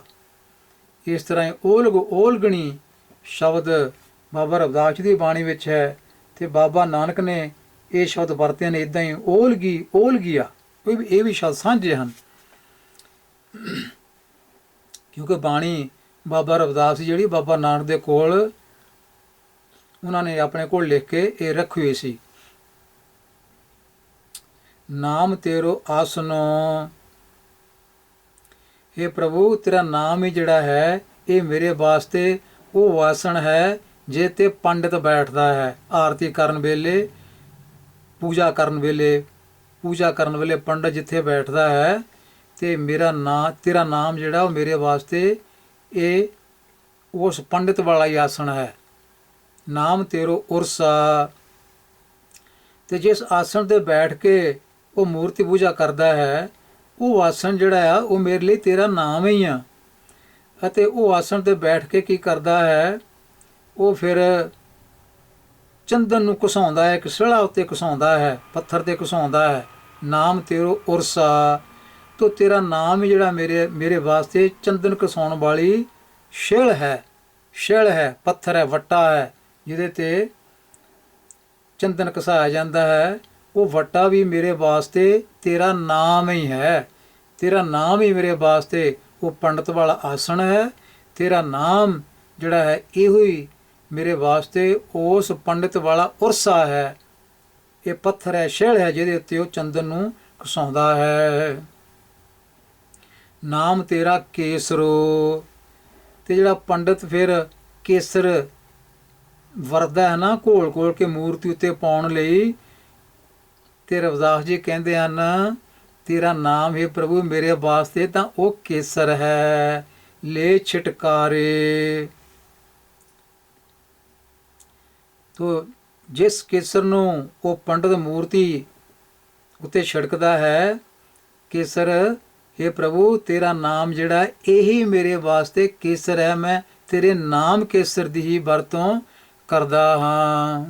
ਤੋ ਸਾਰੀਆਂ ਗੱਲਾਂ ਸਪਸ਼ਟ ਕੀਤੀਆਂ, ਜਿੰਨੀਆਂ ਮੂਰਤੀ ਪੂਜਾ ਵਾਸਤੇ ਗੱਲਾਂ ਹਨ, ਇੱਥੇ ਉਹਨਾਂ ਸਾਰੀਆਂ ਗੱਲਾਂ ਨੂੰ ਇੱਥੇ ਖੰਡਨ ਕੀਤਾ, ਸਪਸ਼ਟ ਕੀਤਾ ਗਿਆ ਕਿ ਉਹਨਾਂ ਦਾ ਬਦਲ ਕੀ ਹੈ। ਨਾਮ ਤੇਰਾ ਅੰਬਲਾ, ਸੋ ਤੇਰਾ ਨਾਮ ਜਿਹੜਾ ਹੈ ਇਹੀ ਮੇਰੇ ਵਾਸਤੇ ਪਾਣੀ ਹੈ। ਕਿਉਂਕਿ ਚੰਦਨ ਜਿਹੜਾ ਘਸਾ ਘਸਾ ਕੇ ਪਾਣੀ 'ਚ ਰਲਾਇਆ ਜਾਂਦਾ ਛੁੱਟਾ ਮਾਰਨ ਲਈ, ਤੇਰਾ ਨਾਮ ਹੀ ਪਾਣੀ ਹੈ ਜਿਸ ਵਿੱਚ ਚੰਦਨ ਰਲਾਇਆ ਜਾਂਦਾ ਹੈ। ਨਾਮ ਤੇਰਾ ਅੰਬਲਾ, ਨਾਮ ਤੇਰੋ ਚੰਦਨੋ। ਹੁਣ ਚੰਦਨ ਦੀ ਗੱਲ ਵੀ ਆ ਗਈ। ਚੰਦਨ ਹੀ ਜਿਹੜਾ ਚੰਦਨ ਹੈ, ਇਹ ਤੇਰਾ ਨਾਮ ਹੀ ਮੇਰੇ ਵਾਸਤੇ ਚੰਦਨ ਹੈ। ਤੇਰਾ ਨਾਮ ਹੀ ਮੇਰੇ ਵਾਸਤੇ ਪਾਣੀ ਹੈ। ਤੇਰੇ ਨਾਮ ਪਾਣੀ ਵਿੱਚ ਮੈਂ ਨਾਮ ਦਾ ਚੰਦਨ ਹੀ ਘੋਲਦਾ ਹਾਂ। ਕਿੰਨੀਆਂ ਸਪਸ਼ਟ ਗੱਲਾਂ ਹਨ। ਕਸ ਜਪੇ ਨਾਮ ਲੈ ਤੁਝੇ ਕੋ ਚਾਰੇ, ਤੋ ਇਸ ਨਾਮ ਚੰਦਨ ਨੂੰ ਮੈਂ ਨਾਮ ਪਾਣੀ ਨਾਲ ਘਸਾਉਂਦਾ ਹਾਂ। ਨਾਮ ਚੰਦਨ ਹੈ ਤੇ ਨਾਮ ਪਾਣੀ ਹੈ। ਨਾਮ ਚੰਦਨ ਨੂੰ ਨਾਮ ਪਾਣੀ ਨਾਲ ਘਸਾ ਘਸਾ ਕੇ ਮੈਂ ਫਿਰ ਤੇਰੇ ਨਾਮ ਦਾ ਜਿਹੜਾ ਤੇਰੇ ਨਾਮ ਦੇ ਸਿਮਰਨ ਦਾ ਜਿਹੜਾ ਚੰਦਨ ਹੈ, ਉਹੀ ਮੈਂ ਤੇਰੇ ਉੱਤੇ ਲਾਉਂਦਾ ਹਾਂ, ਚੜਾਉਂਦਾ ਹਾਂ। ਚਾਰੇ ਸ਼ਬਦ ਜਿਹੜਾ ਇੱਥੇ ਵਰਤਿਆ ਗਿਆ ਹੈ, ਇਹਦਾ ਮਤਲਬ ਹੈ ਚੜਾਉਂਦਾ ਹਾਂ। ਚਾਰੇ, ਤੁਝੇ ਕੋ ਚਾਰੇ, ਤੇਰੇ ਉੱਤੇ ਚੜਾਉਂਦਾ ਹਾਂ। ਕਿਹੜਾ? ਨਾਮ ਦਾ ਚੰਦਨ, ਨਾਮ ਦਾ ਪਾਣੀ, ਤੇ ਇਹ ਨਾਮ ਪਾਣੀ ਤੇ ਨਾਮ ਚੰਦਨ ਜਿਹੜਾ ਆ ਇਹ ਰਲਾ ਕੇ ਇਹੀ ਮੈਂ ਤੇਰੇ ਉੱਤੇ ਲਾਉਂਦਾ ਹਾਂ, ਛਿੜਕਦਾ ਹਾਂ। ਤੋ ਇੱਥੇ ਨਾ ਕਿਸੇ ਚੰਦਨ ਦੀ ਜਿਹੜਾ ਲੱਕੜੀ, ਚੰਦਨ ਦੀ ਲੱਕੜੀ ਹੈ ਉਹਦੀ ਗੱਲ ਹੈ, ਨਾ ਉੱਥੇ ਛਲ ਵੱਟੇ ਦੀ ਗੱਲ ਹੈ। ਇਹ ਸਭ ਕੁਝ ਬਾਬਾ ਰਵਿਦਾਸ ਜੀ ਨੇ ਨਾਮ ਨੂੰ ਮੰਨਿਆ ਹੈ ਵੀ ਮੇਰੇ ਵਾਸਤੇ ਨਾਮ ਹੀ ਸਭ ਕੁਝ ਹੈ। ਅੱਗੇ ਦੇਖੋ, ਨਾਮ ਤੇਰਾ ਦੀਵਾ, ਇਹ ਜਿਹੜਾ ਤੇਰਾ ਨਾਮ ਹੈ ਨਾ, ਇਹੀ ਮੇਰੇ ਵਾਸਤੇ ਰੋਸ਼ਨੀ ਦੇਣ ਵਾਲਾ ਦੀਵਾ ਹੈ। ਦੀਵਾ ਕੀ ਹੈ? ਰੋਸ਼ਨੀ ਦਿੰਦਾ ਹੈ। ਸੋ ਨਾਮ ਜਿਹੜਾ ਉਸ ਤੋਂ ਰੋਸ਼ਨੀ ਮਿਲਦੀ ਹੈ। ਨਾਮ ਕਿੱਥੋਂ ਮਿਲਦਾ? ਨਾਮ ਗੁਰਬਾਣੀ ਵਿੱਚੋਂ ਮਿਲਦਾ। ਗੁਰਬਾਣੀ ਵਿੱਚ ਰੱਬ ਦੀਆਂ ਗੱਲਾਂ ਹਨ। ਜਿਹੜੇ ਸ਼ਬਦ ਗੁਰਬਾਣੀ ਦੇ ਗੁਰੂ ਰਵਿਦਾਸ ਜੀ ਨੇ ਲਿਖੇ ਹਨ, ਇਹ ਨਾਮ ਦਾ ਚਾਨਣ ਹੈ। ਤੇ ਇਹ ਬਾਣੀ ਨਾਮ ਦਾ ਚਾਨਣ ਹੈ। ਗੁਰਬਾਣੀ ਇਸ ਜਗ ਮੈਂ ਚਾਨਣ ਕਰਮ ਹੀ ਵਸੈ ਮੰਨਿਆ ਹੈ। ਤੋ ਨਾਮ ਤੇਰਾ ਦੀਵਾ, ਤੇਰੀ ਜਿਹੜੀ ਬਾਣੀ ਮੈਨੂੰ ਬਖਸ਼ੀ ਹੈ ਤੁਸੀਂ, ਇਹ ਮੇਰੇ ਵਾਸਤੇ ਚਾਨਣ ਹੈ, ਦੀਵਾ ਹੈ। ਨਾਮ ਤੇਰੋ ਬਾਤੀ, ਤੇ ਦੀਵੇ ਵਿੱਚ ਜਿਹੜੀ ਵੱਟੀ ਪਾਈ ਹੁੰਦੀ ਹੈ, ਇਹ ਵੀ ਮੇਰੇ ਵਾਸਤੇ ਤੇਰਾ ਨਾਮ ਹੀ ਹੈ।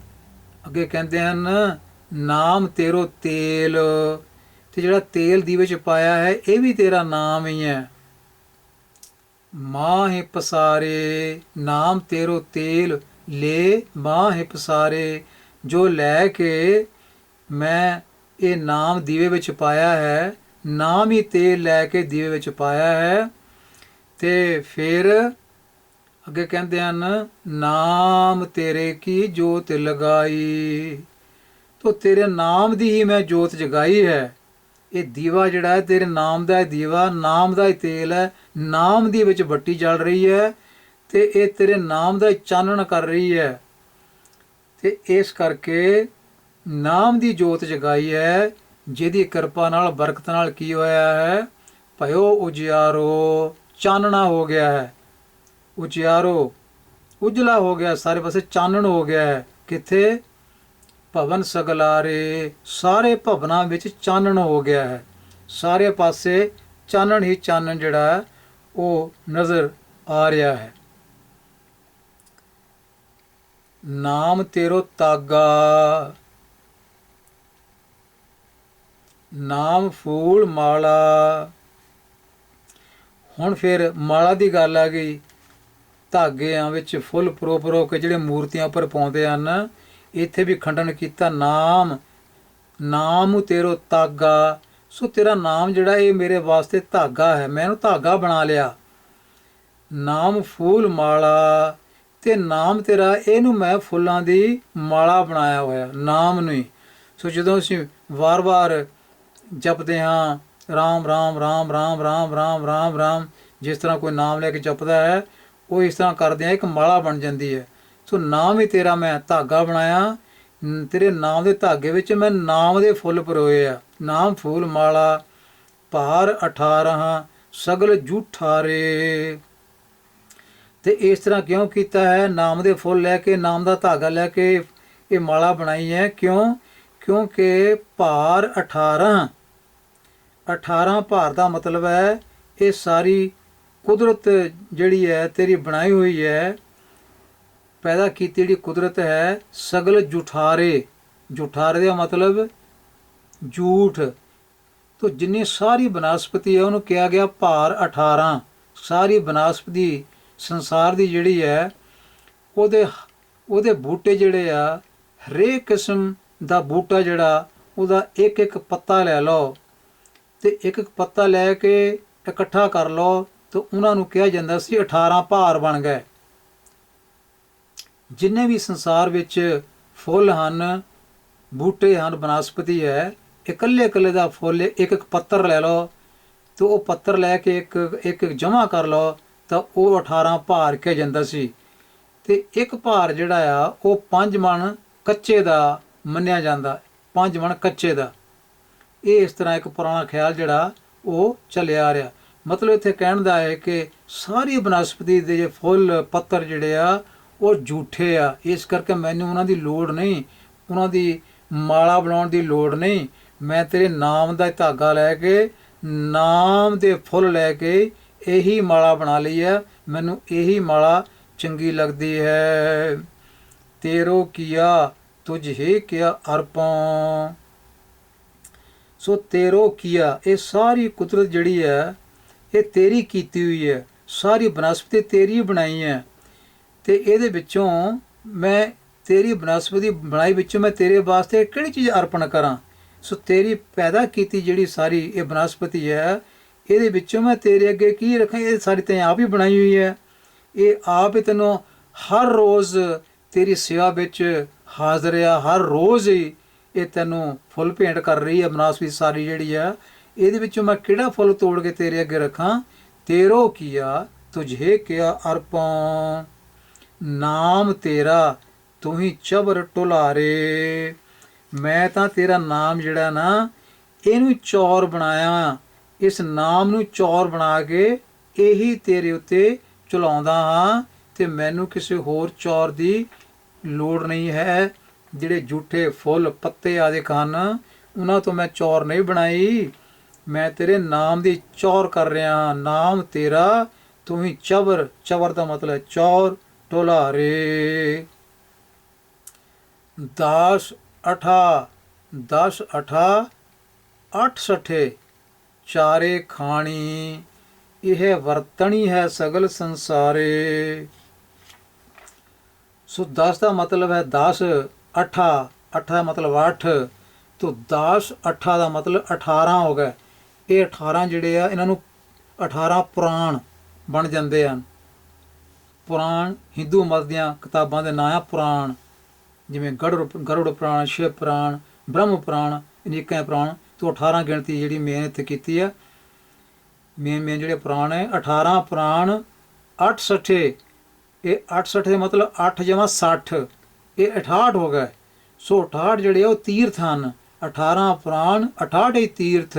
ਚਾਰੇ ਖਾਣੀ, ਚਾਰੇ ਖਾਣੀ ਦਾ ਮਤਲਬ ਇਹ ਚਾਰੇ ਖਾਣੀ ਅੰਡ ਜੇਰਜ ਸੇਤਜ ਉਤਪਜ, ਇਹ ਚਾਰੇ ਜਿਹੜੀਆਂ ਖਾਣੀਆਂ ਹਨ ਜੀਵ ਜੰਤੂ ਨੂੰ ਪੈਦਾ ਕਰਨ ਵਾਲੀਆਂ, ਉਹ ਤਾਂ ਖਾਣੀਆਂ ਦੀ ਗਿਣਤੀ ਪਤਾ ਨਹੀਂ ਕਿੰਨੀ ਹੈ, ਪਰ ਮੇਨ ਇਹ 4 ਖਾਣੀਆਂ ਗਿਣੀਆਂ ਗਈਆਂ ਹਨ। ਇਹ ਹੈ ਵਰਤਣੀ ਹੈ ਸਗਲ ਸੰਸਾਰੇ। ਤੋ ਇਸ ਤਰ੍ਹਾਂ ਇਹ ਸਾਰੇ ਸੰਸਾਰ ਦੀ ਜਿਹੜੀ ਕਾਰ ਹੈ, ਨਿਤ ਦੀ ਕਾਰ ਜਿਹੜੀ ਹੈ, ਉਹ ਸਾਰਾ ਸੰਸਾਰ ਤਾਂ ਇਹ ਕਰ ਰਿਹਾ ਕਿ ਤੇਰਾ ਨਾਮ ਤਾਂ ਭੁਲਾ ਛੱਡਿਆ ਹੈ। ਨਾਮ ਭੁਲਾ ਕੇ 18 ਪੁਰਾਣਾਂ ਦੀਆਂ ਕਹਾਣੀਆਂ ਵਿੱਚ ਰੁੱਝਾ ਹੋਇਆ ਹੈ। 68 ਤੀਰਥਾਂ ਦੇ ਇਸ਼ਨਾਨ ਕਰਦਾ ਪਿਆ ਹੈ ਤੇ ਇਹਨਾਂ ਨੂੰ ਹੀ ਪੁੰਨ ਕਰਮ ਸਮਝੀ ਬੈਠਾ ਹੈ। 18 ਪੁਰਾਣਾਂ ਦੀਆਂ ਕਹਾਣੀਆਂ ਪੜ੍ਹੀ ਜਾਣੀਆਂ ਤੇ ਤੀਰਥਾਂ ਤੇ ਇਸ਼ਨਾਨ ਕਰੀ ਜਾਣੇ, ਇਹਨੂੰ ਹੀ ਪੁੰਨ ਕਰਮ ਜਿਹੜਾ ਸਮਝ ਕੇ ਇਹ ਸੰਸਾਰ ਜਿਹੜਾ ਬੈਠਾ ਹੈ। 10 8 8 ਸੱਠੇ ਚਾਰੇ ਖਾਣੀ, ਇਹ ਵਰਤਣੀ ਹੈ।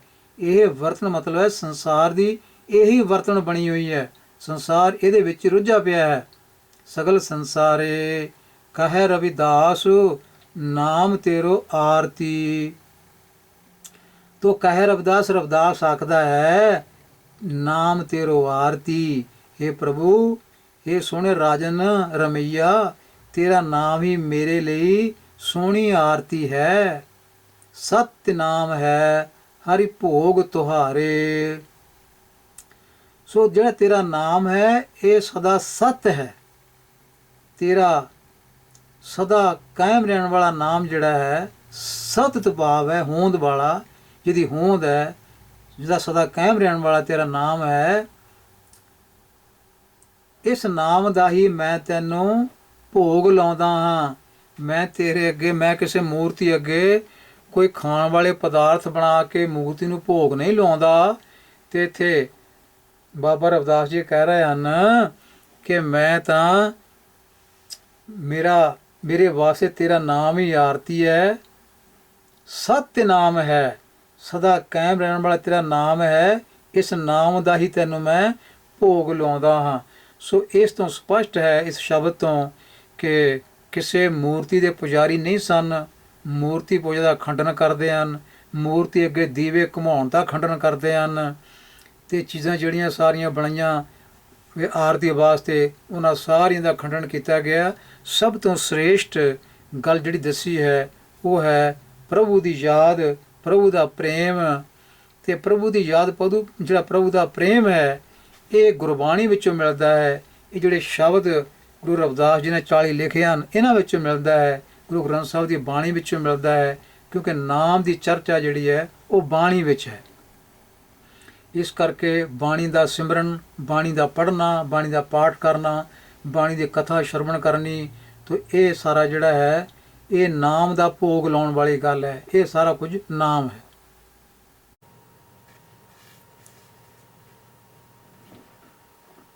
ਜੈਤ ਸ਼੍ਰੀ ਬਾਣੀ ਭਗਤਾਂ ਕੀ। ਮੰਗਲਾਚਰਨ ਹੈ। ਇੱਕ ਓੰਕਾਰ ਸਤਿ ਗੁਰ ਪ੍ਰਸਾਦ। ਈਸ਼ਵਰ ਇੱਕ ਹੈ, 2 3 4 ਨਹੀਂ।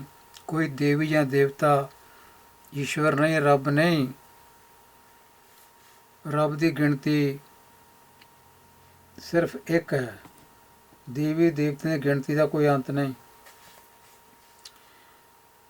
ਸਤ ਉਹ ਹੋਂਦ ਵਾਲਾ ਹੈ, ਉਹਦੀ ਐਗਜ਼ਿਸਟੈਂਸ ਹੈ, ਸੱਚ ਸਰੂਪ ਹੈ। ਗੁਰ ਪ੍ਰਸਾਦ ਜੀ, ਗੁਰੂ ਦੇ ਉਪਦੇਸ਼ ਦੁਆਰਾ, ਗੁਰੂ ਦੀ ਕਿਰਪਾ ਦੁਆਰਾ, ਗੁਰੂ ਦੀ ਬਾਣੀ ਦੀ ਵਿਚਾਰ ਦੁਆਰਾ ਉਸ ਰੱਬ ਨਾਲ ਸਾਂਝ ਬਣਦੀ ਹੈ। ਤੇ ਇਸ ਸ਼ਬਦ ਦਾ ਸਿਰਲੇਖ ਹੈ ਜੈਤ ਸ਼੍ਰੀ ਬਾਣੀ ਭਗਤਾਂ ਕੀ। 3 ਰਾਗ ਹਨ ਜਿਨ੍ਹਾਂ ਵਿੱਚ ਸ਼ਾਹ ਧੁਨੀ ਬੋਲੀ ਜਾਂਦੀ ਹੈ। ਜੈਤ ਸ਼੍ਰੀ ਹੈ, ਧਨਾਸ਼ਰੀ ਹੈ ਅਤੇ ਇੱਕ ਹੈ ਸ਼੍ਰੀ ਰਾਗ। ਇਹ ਸੰਸਕ੍ਰਿਤ ਦੇ ਸ਼ਬਦ ਹਨ, ਜੈਤ ਸ਼੍ਰੀ, ਧਨਾਸ਼ਰੀ, ਸ਼੍ਰੀ। ਤੋ ਇਸ ਸ਼ਬਦ ਦੀ ਵਿਚਾਰ ਕਰਦੇ ਹਨ। ਨਾਥ ਕਛੂ ਨਾ ਜਾਣੋ। ਨਾਥ ਸ਼ਬਦ ਸੰਬੋਧਨ ਕਾਰਕ ਵਿੱਚ ਹੈ। ਹੇ ਨਾਥ, ਹੇ ਮਾਲਕ, ਹੇ ਪ੍ਰਭੂ, ਕਛੂ ਨਾ ਜਾਣੋ, ਕੁਝ ਸਮਝ ਨਹੀਂ ਆ ਰਹੀ, ਕੁਝ ਪਤਾ ਨਹੀਂ ਲੱਗ ਰਿਹਾ। ਕਾਹਦਾ? ਮਨ ਮਾਇਆ ਕੈ ਹਾਥ ਬਿਕਾਨੋ। ਇਹ ਜਿਹੜਾ ਮਨ ਹੈ ਇਹ ਮਾਇਆ ਦੇ ਹੱਥਾਂ ਵਿੱਚ ਖੇਡਣ ਲੱਗ ਪਿਆ ਹੈ, ਮਾਇਆ ਦੇ ਹੱਥਾਂ ਵਿੱਚ ਵਿਕ ਗਿਆ ਹੈ। ਭਾਵ ਜਿੱਧਰ ਨੂੰ ਮਾਇਆ ਇਸ ਨੂੰ ਚਲਾਉਂਦੀ ਹੈ, ਮੋਹ ਮਾਇਆ ਚਲਾਉਂਦੀ ਹੈ, ਉਧਰ ਨੂੰ ਮਨ ਦੌੜਦਾ ਹੈ। ਇਹ ਤ੍ਰਿਸ਼ਨਾ ਦੇ ਅਧੀਨ ਹੋ ਗਿਆ ਹੈ ਤੇ ਕੁਝ ਸਮਝ ਨਹੀਂ ਆ ਰਹੀ ਕਿ ਇਸ ਤੋਂ ਕਿਵੇਂ ਬਚਿਆ ਜਾਵੇ। ਰਹਾਉ। ਤੁਮ ਕਹੀਤ ਹੋ ਜਗਤ ਗੁਰ ਸੁਆਮੀ। ਹੇ ਪ੍ਰਭੂ, ਤੁਹਾਨੂੰ ਤਾਂ ਕਿਹਾ ਜਾਂਦਾ ਹੈ ਤੁਸੀਂ ਜਗਤ ਦੇ ਮਾਲਕ ਹੋ, ਤੇ ਅਸੀਂ ਕੀ ਹਾਂ? ਹਮ ਕਹੀਤ ਕਲ ਯੁਗ ਕੇ ਕਾਮੀ। ਸਾਨੂੰ ਕਿਹਾ ਜਾਂਦਾ ਹੈ ਕਲ ਯੁਗ ਦੇ ਤ੍ਰਿਸ਼ਨਾ ਦੇ ਮਾਰੇ ਹੋਏ ਲੋਕ, ਕਾਮਨਾ ਦੇ ਮਾਰੇ ਹੋਏ ਲੋਕ, ਇਸ ਕਰਕੇ ਮੇਰੀ ਸਹਾਇਤਾ ਕਰੋ, ਮੈਨੂੰ ਕੁਝ ਸਮਝ ਨਹੀਂ ਆ ਰਹੀ। ਮਨ ਮਾਇਆ ਦੇ ਹੱਥਾਂ ਵਿੱਚ ਚੜ ਗਿਆ ਹੈ, ਵਿਕ ਗਿਆ ਹੈ। ਤੋ ਇਸ ਤਰ੍ਹਾਂ ਸਾਨੂੰ ਸਮਝਾ ਰਹੇ ਹਨ, ਜਦੋਂ ਮਨ ਜਿਹੜਾ ਹੈ ਮਾਇਆ ਦੇ ਅਧੀਨ ਹੋ ਜਾਏ, ਮੋਹ ਮਾਇਆ ਦੀਆਂ ਲਹਿਰਾਂ ਵਿੱਚ ਫਸ ਜਾਏ, ਤਾਂ ਇਸ ਚੋਂ ਕਿਵੇਂ ਨਿਕਲਣਾ ਹੈ, ਉਹਦੇ ਵਾਸਤੇ ਇੱਥੇ ਅਰਦਾਸ ਹੈ। ਰਹਾਉ। ਤੁਮ ਕਹੀਤ ਹੋ ਜਗਤ ਗੁਰ ਸੁਆਮੀ, ਹਮ ਕਹੀਤ ਕਲ ਯੁਗ ਕੇ ਕਾਮੀ। ਇਨ ਪੰਚਨ ਮੇਰੋ ਮਨ ਜੋ ਬਿਗਾਰਿਓ। ਤੋ ਇਹਨਾਂ ਪੰਜਾਂ ਨੇ, ਇਹ ਮਾਇਆ ਦੇ ਜਿਹੜੇ ਰੂਪ ਹੈ ਪੰਜੇ, ਕਾਮ, ਕ੍ਰੋਧ, ਲੋਭ, ਮੋਹ, ਹੰਕਾਰ, ਮੇਰੋ ਮਨ ਜੋ ਬਿਗਾਰਿਓ। ਮੇਰਾ ਮਨ ਇਹਨਾਂ ਪੰਜਾਂ ਨੇ ਪੁੱਠੇ ਰਸਤੇ ਪਾ ਦਿੱਤਾ ਹੈ, ਵਿਗਾੜ ਦਿੱਤਾ ਹੈ। ਇਹ ਪੰਜੇ ਜਿਹੜੇ ਭਾਰੂ ਹੋ ਗਏ ਹਨ, ਇਹ ਕਾਬੂ ਤੋਂ ਬਾਹਰ ਹੋ ਗਏ ਹਨ। ਜਦੋਂ ਇਹ ਕਾਬੂ ਤੋਂ ਬਾਹਰ ਹੋ ਜਾਣ ਤਾਂ ਇਹਨਾਂ ਦਾ ਭਿਆਨਕ ਰੂਪ ਹੋ ਜਾਂਦਾ ਹੈ। ਇਹ ਫਿਰ ਬੰਦੇ ਦੇ ਮਨ ਨੂੰ ਪੁੱਠੇ ਰਸਤੇ ਪਾਉਂਦੇ ਹਨ। ਜਦੋਂ ਇਹ ਕਾਬੂ 'ਚ ਰਹਿੰਦੇ ਹਨ, ਯੋਗਤਾ ਅਨੁਸਾਰ ਇਹਨਾਂ ਦੀ ਵਰਤੋਂ ਹੁੰਦੀ ਹੈ, ਯੋਗ ਅਨੁਸਾਰ ਇਹਨੂੰ ਵਰਤਿਆ ਜਾਂਦਾ ਹੈ, ਫਿਰ ਜਿਹੜਾ ਸਮਾਂ ਹੈ ਉਹ ਚੰਗਾ ਲੰਘਦਾ ਹੈ, ਸਾਵਾਂ ਲੰਘਦਾ ਹੈ। ਤੋ ਇਹਨਾਂ ਨੂੰ ਭਾਰੂ ਨਹੀਂ ਹੋਣ ਦੇਣਾ। ਤੇ ਇੱਥੇ ਗੁਰੂ ਰਵਿਦਾਸ ਜੀ ਕਹਿੰਦੇ ਹਨ, ਇਹ ਪੰਜੇ ਜਿਹੜੇ ਹਨ ਇਹ ਮਨ ਨੂੰ ਵਿਗਾੜ ਦਿੰਦੇ ਹਨ। ਮੇਰੋ ਮਨ ਜੋ ਵਿਗਾਰਿਓ, ਪਲ ਪਲ ਹਰਿਜੀ ਤੇ ਅੰਤਰ ਪਾਰਿਓ। ਤੋ ਪਲ ਪਲ ਦਾ ਮਤਲਬ ਹੈ ਖਿਨ ਖਿਨ, ਘੜੀ ਮੁੜੀ। ਇਹਨਾਂ ਨੇ ਮੈਨੂੰ ਮੇਰੇ ਹਰੀ ਪ੍ਰਭੂ ਨਾਲੋਂ ਵਿਛੋੜ ਦਿੱਤਾ ਹੈ, ਪਾੜਾ ਪਾ ਦਿੱਤਾ ਹੈ, ਸਾਡੇ ਵਿਚਕਾਰ ਵਿਥ ਬਣਾ ਦਿੱਤੀ ਹੈ। ਇਹ ਦਿਨ ਰਾਤ ਪ੍ਰਭੂ ਨਾਲੋਂ ਤੋੜ ਰਹੇ ਹਨ। ਇਹ ਪੰਜੇ ਜਿਹੜੇ ਹਨ, ਕਹਿੰਦੇ ਹਨ ਰੱਬ ਨੂੰ ਚੇਤੇ ਨਾ ਕਰ, ਗੁਰੂ ਦੀ ਬਾਣੀ ਨਾ ਪੜ੍ਹ। ਇੱਦਾਂ ਇਹ ਪੰਜੇ ਚੋਰ ਜਿਹੜੇ ਹਨ ਇਹ ਦਾਬਾ ਪਾਉਂਦੇ ਹਨ, ਇਹ ਮੇਰੀ ਵਿਥ ਬਣਾ ਰਹੇ ਹਨ ਮੇਰੇ ਮਾਲਕ ਨਾਲੋਂ। ਪਲ ਪਲ ਹਰਿ ਜੀਤੇ ਅੰਤੁਰ ਪਾਰਿਓ। ਜਤ ਦੇਖੋ ਤਤ ਦੁੱਖ ਕੀ ਰਾਸ਼ੀ।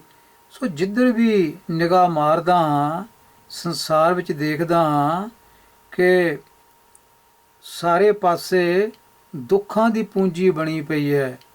ਦੁੱਖ ਹੀ ਦੁੱਖ ਛਾਏ ਪਏ ਹਨ, ਕਿਉਂਕਿ ਜਦੋਂ ਪੰਜਾਂ ਦੇ ਅਧੀਨ ਲੋਕ ਹੋ ਜਾਂਦੇ ਹਨ ਤਾਂ ਫਿਰ ਮਨ ਵਿਗੜ ਜਾਂਦਾ ਹੈ, ਦੁੱਖ ਵੱਧ ਜਾਂਦੇ ਹਨ।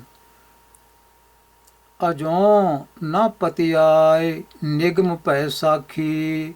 ਸਾਖੀ ਦਾ ਮਤਲਬ ਹੁੰਦਾ ਗਵਾਹ। ਅਜੋ ਮੈਨੇ ਅਜੇ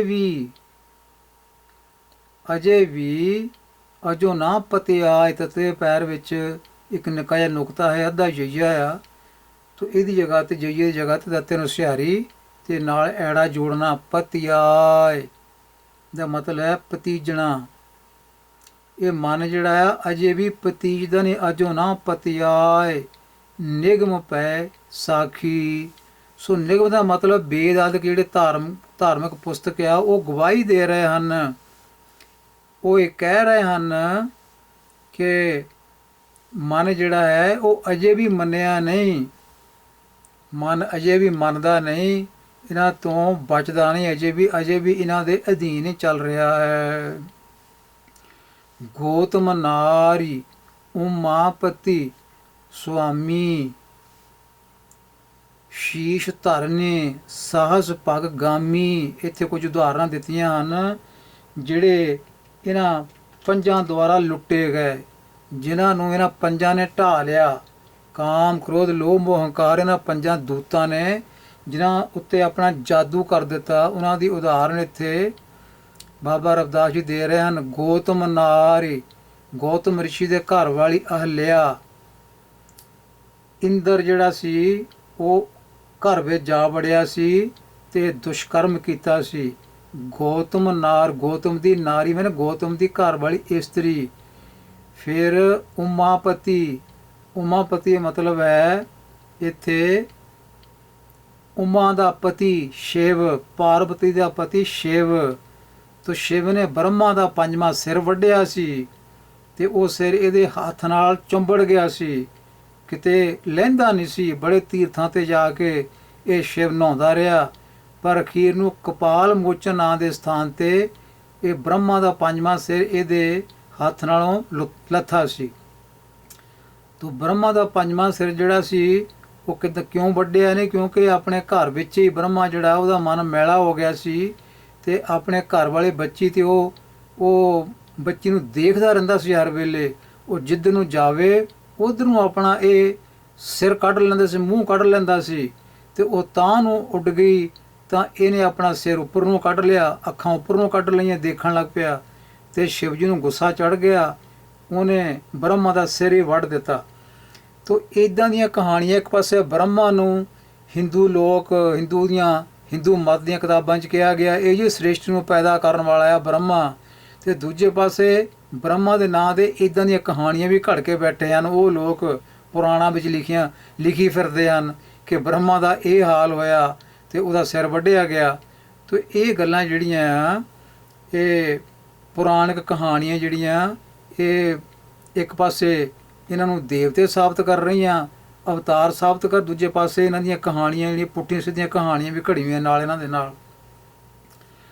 ਤੋ ਇੱਥੇ ਫਿਰ ਜਿਨ੍ਹਾਂ ਪੰਜਾਂ ਨੇ ਆਪਣਾ ਜਿਹੜਾ ਅਸੀਂ ਭਿਆਨਕ ਰੂਪ ਦਿਖਾ ਲਿਆ, ਉਹ ਗੌਤਮ ਰਿਸ਼ੀ ਦੀ ਘਰ ਵਾਲੀ ਤੇ ਉਮਾਪਤੀ ਪਾਰਵਤੀ ਦਾ ਪਤੀ ਸ਼ਿਵ, ਅੱਗੇ ਸ਼ੀਸ਼ ਧਰਨ ਸਾਹਸ ਪਗਾਮੀ। ਸ਼ੀਸ਼ ਧਰਨ ਦਾ ਮਤਲਬ ਹੈ ਬ੍ਰਹਮਾ ਜਿਹੜਾ ਉਹਦਾ ਜਿਹੜਾ ਸ਼ੀਸ਼ ਦਾ ਮਤਲਬ ਸਿਰ, ਉਹਨੇ ਇਹ ਸ਼ਿਵ ਨੇ ਧਾਰਨ ਕੀਤਾ ਸੀ, ਸ਼ਿਵ ਨੇ ਵੱਢਿਆ ਸੀ, ਇਹ ਹੱਥ ਨਾਲ ਚੁੰਬੜ ਗਿਆ ਸੀ। ਸ਼ੀਸ਼ ਸ਼ਬਦ ਜਿਹੜਾ ਹੈ ਇਹ ਸਿਰ ਵਾਸਤੇ ਵਰਤਿਆ ਜਾਂਦਾ। ਜਿਹੜਾ ਹੋਵੇ ਸੀਸ ਉਹਦਾ ਮਤਲਬ ਸਿੱਕਾ ਹੁੰਦਾ ਹੈ, ਕੋਇਨ। ਤੇ ਇਹ ਦੋਵੇਂ ਸ਼ਬਦ ਸੰਸਕ੍ਰਿਤ ਦੇ ਹਨ, ਸੀਸ ਵੀ ਤੇ ਸ਼ੀਸ਼ ਵੀ। ਸਿਰ ਵਾਸਤੇ ਜਿਹੜਾ ਸ਼ਬਦ ਉਹ ਸ਼ੀਸ਼ ਹੁੰਦਾ ਹੈ। ਤੋ ਇੱਥੇ ਸ਼ੀਸ਼ ਹੈ, ਸ਼ੀਸ਼ ਧਰਨਾ, ਸਿਰ ਨੂੰ ਧਾਰਨ ਕੀਤਾ, ਉਹਨੇ ਸਿਰ ਨੂੰ ਵੱਢਿਆ। ਤੇ ਸਾਹਸ ਪਗਗਾਮੀ, ਤੇ ਜਿਹੜਾ ਇੰਦਰ ਸੀ ਉਹ ਗੌਤਮ ਰਿਸ਼ੀ ਦੇ ਘਰ ਵੜਨ ਵਾਲਾ ਇੰਦਰ, ਉਹਦੇ ਉੱਤੇ ਸਾਸਮ ਨੇ ਹਜ਼ਾਰਾਂ ਹੀ ਗੁਪਤ ਅੰਗ ਦੇ ਨਿਸ਼ਾਨ ਉਹਦੇ ਸਰੀਰ ਤੇ ਬਣ ਗਏ ਸਨ। ਤੋ ਇਸ ਤਰ੍ਹਾਂ ਸਰਾਪ ਗੌਤਮ ਦੇ ਰਿਸ਼ੀ ਨੇ ਆਪਣੇ ਘਰ ਵਾਲੀ ਨੂੰ ਵੀ ਸਰਾਪ ਦਿੱਤਾ, ਉਹ ਸ਼ਿਲਾ ਬਣ ਗਈ, ਪੱਥਰ ਬਣ ਗਈ। ਇੰਦਰ ਨੂੰ ਸਰਾਪ ਦਿੱਤਾ, ਕਿੱਥੇ ਇੰਦਰ ਮੰਨਿਆ ਜਾਂਦਾ, ਉਹ ਸਵਰਗਪੁਰੀ ਦਾ ਰਾਜਾ ਹੈ ਤੇ ਕੰਮ ਉਹ ਆਹ ਕਰਦਾ ਪਿਆ। ਤੇ ਇੰਦਰ ਨੂੰ ਵੀ ਸਰਾਪ ਦੇ ਦਿੱਤਾ, ਉਹਦੇ ਸਰੀਰ ਦੇ ਉੱਤੇ ਨਿਸ਼ਾਨ ਬਣ ਗਏ ਤੇ ਉਹ ਵੀ ਲੁਕਦਾ ਫਿਰੇ। ਤੋ ਇਸ ਤਰ੍ਹਾਂ ਇਹਨਾਂ ਨੂੰ ਜਿਸ ਤਰ੍ਹਾਂ ਇਹਨਾਂ ਪੰਜਾਂ ਨੇ ਖਰਾਬ ਕੀਤਾ, ਉਦਾਹਰਨਾਂ ਦਿੱਤੀਆਂ ਹਨ। ਇਨ ਦੂਤਨ ਖਾਲੂ ਵਾਧੂ ਕਰ ਮਾਰਿਓ। ਤੇ ਇਹ ਜਿਹੜੇ ਦੂਤ ਹਨ ਇਹ ਚੰਦਰੇ ਹਨ, ਦੂਤ ਹਨ ਪੰਜੇਈ। ਕਾਮ ਕ੍ਰੋਧ ਲੋਭ ਮੋਹ ਹੰਕਾਰ, ਇਹਨਾਂ ਨੇ ਮੂਰਖ ਮਨ ਨੂੰ ਬੁਰੀ ਤਰ੍ਹਾਂ ਮਾਰ ਕੀਤੀ ਹੈ। ਇੱਥੇ ਉਦਾਹਰਨ ਦਿੰਦੇ ਹਨ, ਗੱਲ ਆਪਣੇ ਤੇ ਲੈਂਦੇ ਹਨ, ਪਰ ਇਹ ਸਾਨੂੰ ਸਮਝਾਉਣ ਦੀ ਗੱਲ ਹੈ ਕਿ ਮੂਰਖ ਮਨ ਜਿਹੜਾ ਆ ਇਹਦੇ ਉੱਤੇ ਬੁਰੀ ਤਰ੍ਹਾਂ ਮਾਰ ਕਰਦੇ ਹਨ। ਵੱਡੋ ਨਿਲਾਜ ਅਜਹੂ ਨਹੀਂ ਹਾਰਿਓ, ਤੇ ਮਨ ਬੜਾ ਢੀਠ ਹੈ, ਇਹ ਬੜਾ ਨਿਲਾਜ ਹੈ, ਇਹਨੂੰ ਲਾਜ ਨਹੀਂ, ਇਸ ਨੂੰ ਸ਼ਰਮ ਨਹੀਂ ਹੈ।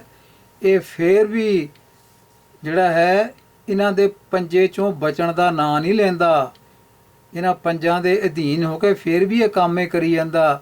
ਇੰਨਾ ਕੁਛ ਉਦਾਹਰਨਾਂ ਜਿਹੜੀਆਂ ਇੰਨੀਆਂ ਕਹਾਣੀਆਂ ਸੁਣਦਾ ਹੋਇਆ ਵੀ ਫੇਰ ਵੀ ਇਹ ਬੜਾ ਢੀਠ ਹੈ, ਨਿਲਾਜ ਹੈ, ਇਹ ਪੰਜਾਂ ਦੇ ਅਧੀਨ ਹੋ ਕੇ ਹੀ ਕੰਮ ਕਰਦਾ ਹੈ। ਕਹੇ ਰਵਿਦਾਸ ਕਹਾਂ ਕੈਸੇ ਕੀਜੈ। ਫਿਰ ਰਵਿਦਾਸ ਜੀ ਆਖਦੇ ਹਨ ਵੀ ਇਹ ਜੇ ਹਾਲਤ ਬਣ ਜਾਏ ਜਦੋਂ ਪੰਜਾਂ ਦੇ ਅਧੀਨ ਮਨ ਰਹੇ, ਮਨ ਪੰਜਾਂ ਦੇ ਕਹਿਣ ਦੇ ਉੱਤੇ ਕੰਮ ਕਰੇ ਪੁੱਠੇ ਸਿੱਧੇ, ਤਾਂ ਫਿਰ ਕੀ ਕੀਤਾ ਜਾਵੇ, ਕਿੱਥੇ ਜਾਇਆ ਜਾਵੇ, ਕਿਹਦੇ ਕੋਲ ਪੁਕਾਰ ਕੀਤੀ ਜਾਵੇ। ਤੇ ਕਹਿੰਦੇ ਹਨ ਬਿਨ ਰਘੁਨਾਥ ਸ਼ਰਨ ਕਾ ਕੀ ਲੀਜੈ, ਕਿਹਦੀ ਸ਼ਰਨ ਲਈਏ ਹੋਰ ਰਘੁਨਾਥ ਤੋਂ ਬਿਨਾਂ। ਤੋ ਰਘੁਨਾਥ ਦਾ ਮਤਲਬ ਇੱਥੇ ਪਰਮਾਤਮਾ ਹੈ, ਤੋ ਪਰਮਾਤਮਾ ਤੋਂ ਬਿਨਾਂ ਹੋਰ ਕਿਸੇ ਦਾ ਕਿਹਦਾ ਸਹਾਰਾ ਲਈਏ। ਇਹਨਾਂ ਪੰਜਾਂ ਤੋਂ ਛੁੱਟਣ ਵਾਸਤੇ ਕੇਵਲ ਪਰਮਾਤਮਾ ਦੀ ਓਟ ਹੀ ਹੈ। ਪਰਮਾਤਮਾ ਦੀ ਓਟ ਦਾ ਮਤਲਬ ਹੈ ਜਿਹੜੀ ਗੁਰੂ ਨੇ ਸਾਨੂੰ ਬਾਣੀ ਦਿੱਤੀ ਹੈ, ਉਹ ਬਾਣੀ ਜਿਹੜੀ ਹੈ ਉਹਨੂੰ ਸਮਝਣਾ, ਪੜ੍ਹਨਾ, ਬਾਣੀ ਦਾ ਪਾਠ ਕਰਨਾ, ਰੋਜ਼ਾਨਾ ਨਿਤਨੇਮ ਬਣਾਉਣਾ, ਬਾਣੀ ਦਾ ਪਾਠ ਕਰਨ ਲਈ ਤੇ ਵਿਚਾਰ ਕਰਨ ਲਈ। ਉਹਦੇ ਵਿੱਚ ਹੀ ਪਰਮਾਤਮਾ ਦੀਆਂ ਸਿਫਤਾਂ ਹਨ, ਰੱਬ ਦੀਆਂ ਸਿਫਤਾਂ ਹਨ। ਤੋ ਇਸ ਤਰ੍ਹਾਂ ਬਾਣੀ ਦੀ ਵਿਚਾਰ ਦੁਆਰਾ, ਬਾਣੀ ਦੇ ਉਪਦੇਸ਼ ਦੁਆਰਾ ਇਹ ਇੱਕੋ ਇੱਕ ਤਰੀਕਾ ਹੈ ਜਿਹੜਾ ਮੋਹ ਮਾਇਆ ਦੇ ਜਾਲ ਤੋਂ ਪ੍ਰਾਣੀ ਬਚ ਸਕਦਾ ਹੈ। ਅੱਗੇ ਸੂਹੀ ਰਾਗ ਸ਼ੁਰੂ ਹੁੰਦਾ ਹੈ। ਗੁਰੂ ਗ੍ਰੰਥ ਸਾਹਿਬ ਦਾ ਪੰਨਾ 793 ਹੈ। ਇੱਕ ਓੰਕਾਰ ਸਤਿ ਗੁਰ ਪ੍ਰਸਾਦ, ਰਾਗੁ ਸੂਹੀ ਬਾਣੀ ਸ਼੍ਰੀ ਰਵਿਦਾਸ ਜੀਓ ਕੀ। ਇਹ ਸਿਰਲੇਖ ਪੰਜਵੇਂ ਪਾਤਸ਼ਾਹ ਜੀ ਨੇ ਲਿਖੇ ਹਨ ਇਸ ਤਰ੍ਹਾਂ, ਤੇ ਉਸ ਤਰ੍ਹਾਂ ਹੀ ਇਹ ਸਿਰਲੇਖ ਪੜ੍ਹਿਆ ਹੈ। ਸ਼ਾਹ ਕੀ ਸਾਰ ਸੁਹਾਗਨੀ ਜਾਣੈ। ਸ਼ਾਹ ਫਾਰਸੀਆ ਸ਼ਬਦ ਹੈ ਸ਼ਾਹ ਜਾਂ ਸ਼ਾਹ, ਇਸ ਦਾ ਮਤਲਬ ਹੈ ਖਸਮ, ਪ੍ਰਭੂ, ਪਾਤਸ਼ਾਹ। ਸ਼ਾਹ ਕੀ ਸਾਰ ਸੁਹਾਗਨੀ ਜਾਣੈ, ਜਿਹੜਾ ਖਸਮ ਹੈ, ਜਿਹੜਾ ਪਤੀ ਹੈ, ਉਹਦੀ ਮਿਲਾਪ ਦੀ ਜਿਹੜੀ ਕਦਰ ਹੈ, ਇਹ ਉਸ ਨਾਲ ਪਿਆਰ ਕਰਨ ਵਾਲੀ ਸੁਹਾਗਣ ਹੀ ਜਾਣਦੀ ਹੈ। ਖਸਮ ਪ੍ਰਭੂ ਦੇ ਮਿਲਾਪ ਦੀ ਕਦਰ ਆਪਣੇ ਪਿਆਰੇ ਪ੍ਰੀਤਮ ਨਾਲ ਪਿਆਰ ਕਰਨ ਵਾਲੀ ਜਿਹੜੀ ਹੈ ਸੁਹਾਗਣ, ਉਹਨੂੰ ਹੀ ਪਤਾ ਹੈ, ਦੁਹਾਗਣ ਨੂੰ ਕੋਈ ਨਹੀਂ ਪਤਾ ਹੁੰਦਾ। ਤਜ ਅਭਿਮਾਨ ਸੁਖ ਰਲੀਆਂ ਮਾਨੈ। ਤੂੰ ਆਪਣੇ ਪਿਆਰੇ ਦੇ ਅੱਗੇ ਉਹ ਅਵਮਾਨ ਨਹੀਂ ਕਰਦੀ, ਕੋਈ ਮਾਣ ਨਹੀਂ ਕਰਦੀ, ਆਪਣਾ ਹੰਕਾਰ ਛੱਡ ਕੇ ਉਹ ਸੁਖ ਮਾਣਦੀ ਹੈ ਅਤੇ ਆਨੰਦ ਮਾਣਦੀ ਹੈ। ਸੋ ਹਉਮੈ ਦਾ ਤਿਆਗ ਕਰਕੇ ਸੁਖ ਆਨੰਦ ਨੂੰ ਪ੍ਰਾਪਤ ਕਰਦੀ ਹੈ। ਤਨ ਮਨ ਦੇਈ ਨਾ ਅੰਤਰ ਰੱਖੈ। ਤੂੰ ਆਪਣੇ ਪਿਆਰੇ ਪ੍ਰੀਤਮ ਦੇ ਹਵਾਲੇ ਆਪਣਾ ਤਨ ਕਰ ਦਿੰਦੀ ਹੈ, ਮਨ ਕਰ ਦਿੰਦੀ ਹੈ, ਕਿਉਂਕਿ ਤਨ ਮਨ ਹਵਾਲੇ ਕਰਨ ਨਾਲ ਹੀ ਸੇਵਾ ਹੁੰਦੀ ਹੈ। ਅਸੀਂ ਪਿੱਛੇ ਵੀ ਦੇਖਿਆ ਸੀ, ਅਵਰਾਂ ਦੇਖ ਤਨ ਮਨ ਦੇ ਨਾ ਅੰਤਰ ਰੱਖੈ। ਸੋ ਆਪਣਾ ਤਨ ਮਨ ਭੇਂਟ ਕਰਕੇ ਆਪਣੇ ਪ੍ਰਭੂ ਪਤੀ ਨੂੰ ਇਹ ਆਨੰਦ ਮਾਣਦੀ ਹੈ, ਤੇ ਫਿਰ ਨਾ ਅੰਤਰ ਰੱਖੈ, ਆਪਣੇ ਪਤੀ ਪਰਮੇਸ਼ਰ ਦੇ ਕੋਲੋਂ ਕੋਈ ਫਰਕ ਨਹੀਂ ਰੱਖਦੀ, ਕੋਈ ਵਿੱਥ ਨਹੀਂ ਰੱਖਦੀ, ਕੋਈ ਲੁਕੋ ਨਹੀਂ ਰੱਖਦੀ। ਅਵਰਾਂ ਦੇਖ ਨਾ ਸੁਣੈ ਅਭਾਖੈ। ਤੋ ਕਿਸੇ ਉਹ ਹੋਰ ਵੱਲ ਨਹੀਂ ਤੱਕਦੀ, ਕਿਸੇ ਹੋਰ ਦਾ ਆਸਰਾ ਜਿਹੜਾ ਆ ਉਹ ਨਹੀਂ ਲੈਂਦੀ ਆਪਣੇ ਪਤੀ ਪਰਮੇਸ਼ਰ ਤੋਂ ਬਿਨਾ। ਅਵਰਾਂ ਦੇਖ, ਅਵਰ ਮੈਨੇ ਹੋਰ, ਦੂਜਾ ਕਿਸੇ ਹੋਰ ਨੂੰ ਦੇਖ ਕੇ ਫਿਰ ਕਿਸੇ ਹੋਰ ਵੱਲ ਤੱਕਦੀ ਨਹੀਂ, ਅਤੇ ਨਾ ਹੀ ਕਿਸੇ ਦੀ ਜੋ ਪ੍ਰੇਰਨਾ ਹੈ, ਭੈੜੀ ਪ੍ਰੇਰਨਾ ਹੈ, ਮੰਦੀ ਪ੍ਰੇਰਨਾ ਹੈ, ਭੈੜੀ ਗੱਲ ਕਿਸੇ ਦੀ ਉਹਦੇ ਵਿੱਚ ਆਉਂਦੀ ਹੈ। ਅਵਰਾਂ ਦੇਖ ਨਾ ਸੁਣੈ ਅਪੱਖ ਹੈ। ਭੱਖ ਦਾ ਮਤਲਬ ਹੈ ਪੁੱਠੇ ਪਾਸੇ ਪਾਉਣ ਵਾਲੀ ਗੱਲ, ਉਹ ਸੁਣਦੀ ਨਹੀਂ ਹੈ ਕਿਸੇ ਦੀ। ਸੋ ਕਤ ਜਾਣੈ ਪੀਰ ਪਰਾਈ, ਸੋ ਕਤ ਜਾਣੈ ਪੀਰ ਪਰਾਈ। ਕਿਸ ਤਰ੍ਹਾਂ? ਜਾ ਕੇ ਅੰਤਰੀ ਦਰਦ ਨਾ ਪਾਈ ਰਹਾ। ਤੋ ਜਿਸ ਦੇ ਆਪਣੇ ਅੰਦਰ ਕੋਈ ਦਰਦ ਨਹੀਂ ਹੈ, ਪਤੀ ਪਰਮੇਸ਼ਰ ਦੇ ਵਿਛੋੜੇ ਦਾ ਕੋਈ ਸਲ ਨਹੀਂ ਉੱਠਿਆ, ਕੋਈ ਬਿਰੋਂ ਨਹੀਂ ਜਾਗਿਆ ਜਿਸ ਜੀਵ ਇਸਤਰੀ ਦੇ ਅੰਦਰ, ਉਹਨੂੰ ਕੀ ਪਤਾ ਹੈ? ਸੋ ਕਤ ਜਾਣੈ ਪੀਰ ਪਰਾਈ। ਉਹ ਹੋਰ ਜਿਹੜੀਆਂ ਗੁਰਮੁਖ ਸੁਹਾਗਣਾ ਹਨ, ਉਹਨਾਂ ਦੇ ਦਿਲ ਦੀ ਇਹ ਪੀੜ ਕਿਵੇਂ ਸਮਝ ਸਕਦੀ ਹੈ? ਜਿਹਨੇ ਕਦੀ ਆਪਣੇ ਪਤੀ ਪਰਮੇਸ਼ਰ ਦੇ ਵਿਛੋੜੇ ਦਾ ਸਲ ਨਹੀਂ ਜਿਸ ਨੂੰ ਕਦੀ ਉੱਠਿਆ, ਤਾਂ ਉਹ ਜਿਹੜੀਆਂ ਸੁਹਾਗਣਾ ਹਨ, ਉਹਨਾਂ ਦੇ ਦਿਲ ਦੀ ਇਹ ਪੀੜ ਕਿਵੇਂ ਸਮਝ ਸਕਦੀ ਹੈ?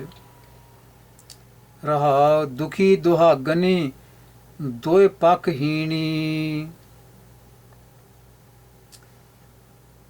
ਦੁਖੀ ਦੁਹਾਗਣੀ, ਇੱਕ ਸੁਹਾਗਣੀ ਹੈ, ਇੱਕ ਦੁਹਾਗਣੀ ਹੈ। ਦੋਏ ਪੱਖ, ਦੋਏ ਪੱਖ ਦਾ ਮਤਲਬ ਹੈ ਦੋ ਪਾਸੇ। ਕਿਹੜੇ ਦੋਏ ਪਾਸੇ? ਇੱਕ ਸਹੁਰਾ ਤੇ ਇੱਕ ਪੇਕਾ। ਇਹ ਦੋਏ ਪਾਸੇ ਦੋਏ ਪੱਖ ਗਿਣੇ ਗਏ ਹਨ। ਤੋ ਸਹੁਰਾ ਪੇਕਾ ਦਾ ਮਤਲਬ ਹੈ ਲੋਕ ਪਰਲੋਕ, ਇਹਨਾਂ ਨੂੰ ਸਹੁਰਾ ਪੇਕਾ ਜਾਂ ਦੋਏ ਪੱਖ ਕਿਹਾ ਗਿਆ ਹੈ।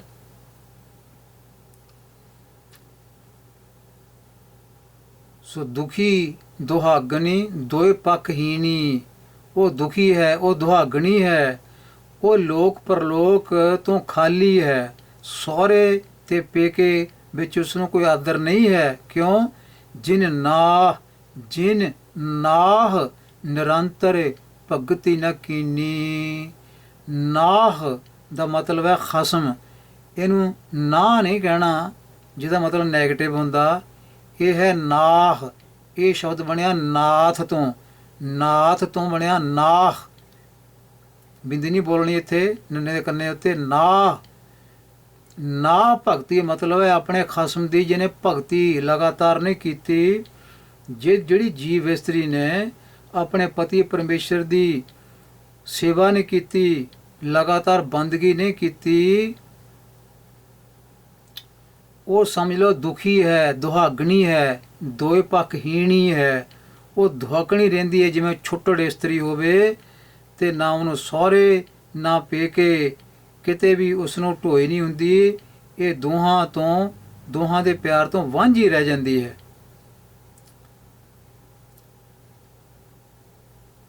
ਪੁਰਸਲਾਤ ਕਾ ਪੰਥ ਦੁਹੇਲਾ। ਜੀਵਨ ਦਾ ਜਿਹੜਾ ਰਸਤਾ ਹੈ ਇਹ ਕਿੱਦਾਂ ਦਾ ਹੈ? ਜਿਸ ਤਰ੍ਹਾਂ ਪੁਰਸਲਾਤ ਹੁੰਦਾ ਹੈ। ਪੁਰਸਲਾਤ ਦਾ ਕੀ ਮਤਲਬ ਹੈ? ਅਰਬੀ ਫਾਰਸੀ ਵਿੱਚ ਸ਼ਬਦ ਹੈ ਪੁਲ ਸਿਰਾਤ। ਪੁਲ ਸਿਰਾਤ, ਉੱਥੋਂ ਹੀ ਸ਼ਬਦ ਬਣਿਆ ਪੁਰਸਲਾਤ। ਮੁਸਲਮਾਨੀ ਇਹ ਖਿਆਲ ਚੱਲਿਆ ਆਉਂਦਾ ਕਿ ਇਹ ਇੱਕ ਪੁਲ ਹੈ, ਦੋਜ਼ਖ ਦੀ ਅੱਗ ਉੱਤੇ ਬਣਿਆ ਹੋਇਆ ਪੁਲ ਹੈ, ਨਰਕਾਂ ਦੀ ਅੱਗ ਉੱਤੇ ਬਣਿਆ ਹੋਇਆ ਪੁਲ ਹੈ, ਤੇ ਇਹ ਵਾਲ ਜਿੰਨਾ ਬਰੀਕ ਹੈ, ਤੇ ਹਰੇਕ ਨੂੰ ਇਸ ਉੱਤੋਂ ਲੰਘਣਾ ਪੈਂਦਾ ਹੈ। ਇਹ ਮੁਸਲਮਾਨੀ ਮਤ ਹੈ, ਇਸਲਾਮ ਦਾ ਇਹ ਮੰਨਣਾ ਹੈ। ਤੇ ਇੱਥੇ ਇਹ ਉਦਾਹਰਨ ਦਿੰਦੇ ਹਨ ਕਿ ਪੁਰਸਲਾਤ ਕਾ ਪੰਥ ਦੁਹੇਲਾ। ਦੁਹੇਲਾ ਦਾ ਮਤਲਬ ਔਖਾ, ਪੰਥ ਨਹੀਂ ਹੁੰਦਾ ਰਸਤਾ। ਤੋ ਇਹ ਜੀਵਨ ਦੀ ਜਿਹੜੀ ਘਾਟੀ ਹੈ, ਜੀਵਨ ਦਾ ਇਹ ਰਸਤਾ ਹੈ, ਜੀਵਨ ਜੀਉਣ ਦਾ, ਇਹ ਇਸ ਤਰ੍ਹਾਂ ਹੈ ਜਿਵੇਂ ਪੁਰਸਲਾਤ ਦਾ ਜਿਹੜਾ ਇਹ ਪੁਲ ਬਣਿਆ ਹੋਵੇ, ਜਿਵੇਂ ਪੁਰਸਲਾਤ ਬਣਿਆ ਹੋਵੇ, ਪੁਲ ਬਣਿਆ ਹੋਵੇ ਦੋਜ਼ਖ ਦੀ ਅੱਗ ਉੱਤੇ, ਤੇ ਬੜਾ ਛੋਟਾ ਹੋਵੇ, ਤੇ ਉਸ ਲਈ ਇਹ ਬੜਾ ਔਖਾ ਹੋ ਜਾਂਦਾ ਹੈ। ਕਿਹਦੇ ਵਾਸਤੇ? ਦੁਹਾਗਣੀ ਵਾਸਤੇ। ਇਹ ਬੜਾ ਇਹਨੂੰ ਲੰਘਣਾ ਬੜਾ ਔਖਾ ਹੋ ਜਾਂਦਾ ਹੈ। ਜਿਹੜੀ ਭਗਤੀ ਤੋਂ ਹੀਣੀ ਰਹਿ ਗਈ, ਪਤੀ ਪਰਮੇਸ਼ਰ ਦੀ ਭਗਤੀ ਤੋਂ ਹੀਣੀ ਰਹਿ ਗਈ, ਉਹ ਦੁਖੀ ਹੋ ਗਈ, ਉਹ ਦੁਹਾਗਣ ਬਣ ਗਈ, ਉਹਨੂੰ ਫਿਰ ਇਹ ਪੁਰਸਲਾਤ ਦਾ ਰਸਤਾ ਜਿਹੜਾ ਲੰਘਣਾ ਔਖਾ ਹੋ ਜਾਂਦਾ, ਭਾਵ ਜੀਵਨ ਬਿਤਾਉਣਾ ਬੜਾ ਮੁਸ਼ਕਲ ਹੋ ਜਾਂਦਾ ਹੈ। ਸੰਗ ਨਾ ਸਾਥੀ ਗਵ ਨੂੰ ਇਕੇਲਾ। ਤੋ ਇਹ ਜੀਵਨ ਦਾ ਸਫ਼ਰ ਜਿਹੜਾ ਹੈ ਇਸ ਤਰ੍ਹਾਂ ਦਾ ਬਣ ਜਾਂਦਾ ਹੈ ਕਿ ਸਾਰਾ ਪੈਂਡਾ ਜਿਹੜਾ ਇਹ ਇਕੱਲਿਆਂ ਹੀ ਲੰਘਣਾ ਪੈਂਦਾ ਹੈ। ਦੁੱਖਾਂ ਵਿੱਚ ਕੋਈ ਸੰਗੀ ਸਾਥੀ ਨਹੀਂ ਬਣਦਾ, ਤੇ ਇਹ ਜੀਵਨ ਦਾ ਸਫ਼ਰ ਜਿਹੜਾ ਹੈ, ਇਹ ਸਾਰਾ ਪੈਂਡਾ ਜਿਹੜਾ ਹੈ ਇਹ ਇਕੱਲਿਆਂ ਹੀ ਲੰਘਣਾ ਪੈਂਦਾ ਹੈ। ਸੰਗ ਨਾ ਸਾਥੀ ਗਵਨ ਇਕੇਲਾ, ਕਿਉਂਕਿ ਜਿਸ ਨੇ ਭਗਤੀ ਨਹੀਂ ਕੀਤੀ ਉਹਦੇ ਵਾਸਤੇ ਇਹ ਕੰਮ ਔਖਾ ਹੋ ਜਾਂਦਾ ਹੈ। ਉਹਦਾ ਕੋਈ ਸਾਥੀ ਨਹੀਂ ਬਣਦਾ, ਕਿਉਂਕਿ ਸਾਥੀ ਜਿਹਨੇ ਬਣਨਾ ਸੀ ਉਹਦੀ ਭਗਤੀ ਨਹੀਂ ਕੀਤੀ। ਇਸ ਕਰਕੇ ਇਹ ਸਾਰਾ ਪੈਂਡਾ ਜਿਹੜਾ ਹੈ, ਜੀਵਨ ਦਾ ਸਫ਼ਰ ਜਿਹੜਾ ਆ ਉਹ ਇਕੱਲਿਆਂ ਲੱਗਣਾ ਪੈਂਦਾ, ਕੋਈ ਸਾਥੀ ਨਹੀਂ ਬਣਦਾ। ਦੁਖੀਆ ਦਰਦ ਵਾਂਦੋ ਦਰ ਆਇਆ। ਦੁਖੀਆ ਤੋ ਆਖੋ ਇਸ ਤਰ੍ਹਾਂ, ਹੈ ਪ੍ਰਭੂ ਮੈਂ ਦੁਖੀ ਹਾਂ, ਮੈਂ ਤੇਰੇ ਦਰ ਤੇ ਹੈ, ਤੂੰ ਦਰਦਵੰਦ ਹੈ। ਦਰਦਵੰਦ ਦਾ ਮਤਲਬ ਤੂੰ ਦਰਦ ਨੂੰ ਸਮਝਣ ਵਾਲਾ ਹੈ, ਦਰਦ ਨੂੰ ਜਾਣਨ ਵਾਲਾ ਹੈ, ਤੇ ਮੈਂ ਤੇਰੇ ਦਰ ਦੇ ਉੱਤੇ ਆਇਆ ਹਾਂ। ਦੁਖੀਆ ਹਾਂ, ਦੁਖੀਆ ਹਾਂ, ਦੁਖੀ ਹਾਂ ਮੈਂ।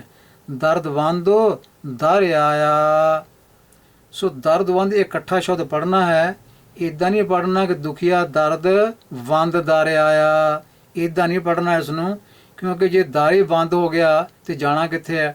ਸੋ ਵੰਦ ਜਿਹੜਾ ਦਰ ਨਾਲ ਨਹੀਂ ਜੁੜਨਾ, ਵੰਦ ਜਿਹੜਾ ਦਰਦ ਨਾਲ ਜੁੜਨਾ। ਦਰਦਵੰਦ, ਦਰਦ ਨੂੰ ਸਮਝਣ ਵਾਲਾ। ਤੇਰੇ ਦਰ ਤੇ ਆਇਆ ਹਾਂ, ਦੁਖੀਆ ਦਰਦਵੰਦ ਦਾਰੇ ਦਰ ਆਇਆ। ਸੋ ਆਇਆ ਜਿਹੜਾ ਹੈ ਇਹਨੂੰ ਆਇਆ ਕਹਿਣਾ ਹੈ, ਕਿਉਂਕਿ ਇਹਦਾ ਮਤਲਬ ਆਇਆ ਹੈ, ਮੈਂ ਆਇਆ ਹਾਂ, ਮੈਂ ਆਇਆ ਹਾਂ ਤੇਰੇ ਦਰ ਤੇ, ਦੁਖੀ ਹਾਂ, ਬਹੁਤ ਪਿਆਸ ਜਵਾਬ ਨਾ ਪਾਇਆ।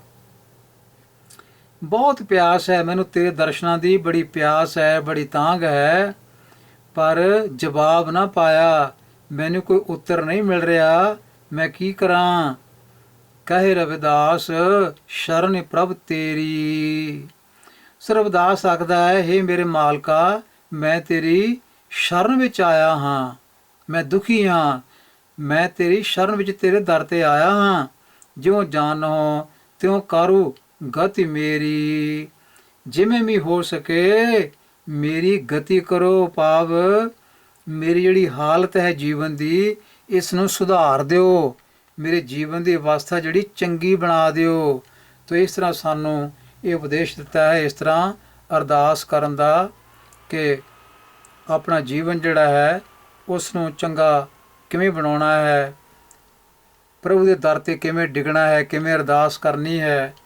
ਤੇ ਇੱਥੋਂ ਸਾਨੂੰ ਇਹ ਸਿੱਖਿਆ ਮਿਲਦੀ ਹੈ, ਭਗਤੀ ਦੀ, ਪਤੀ ਪਰਮੇਸ਼ਰ ਦੀ ਭਗਤੀ ਕਰਨੀ ਹੈ, ਸੁਹਾਗਣੀ ਬਣ ਕੇ ਸੇਵਾ ਕਰਨੀ ਹੈ।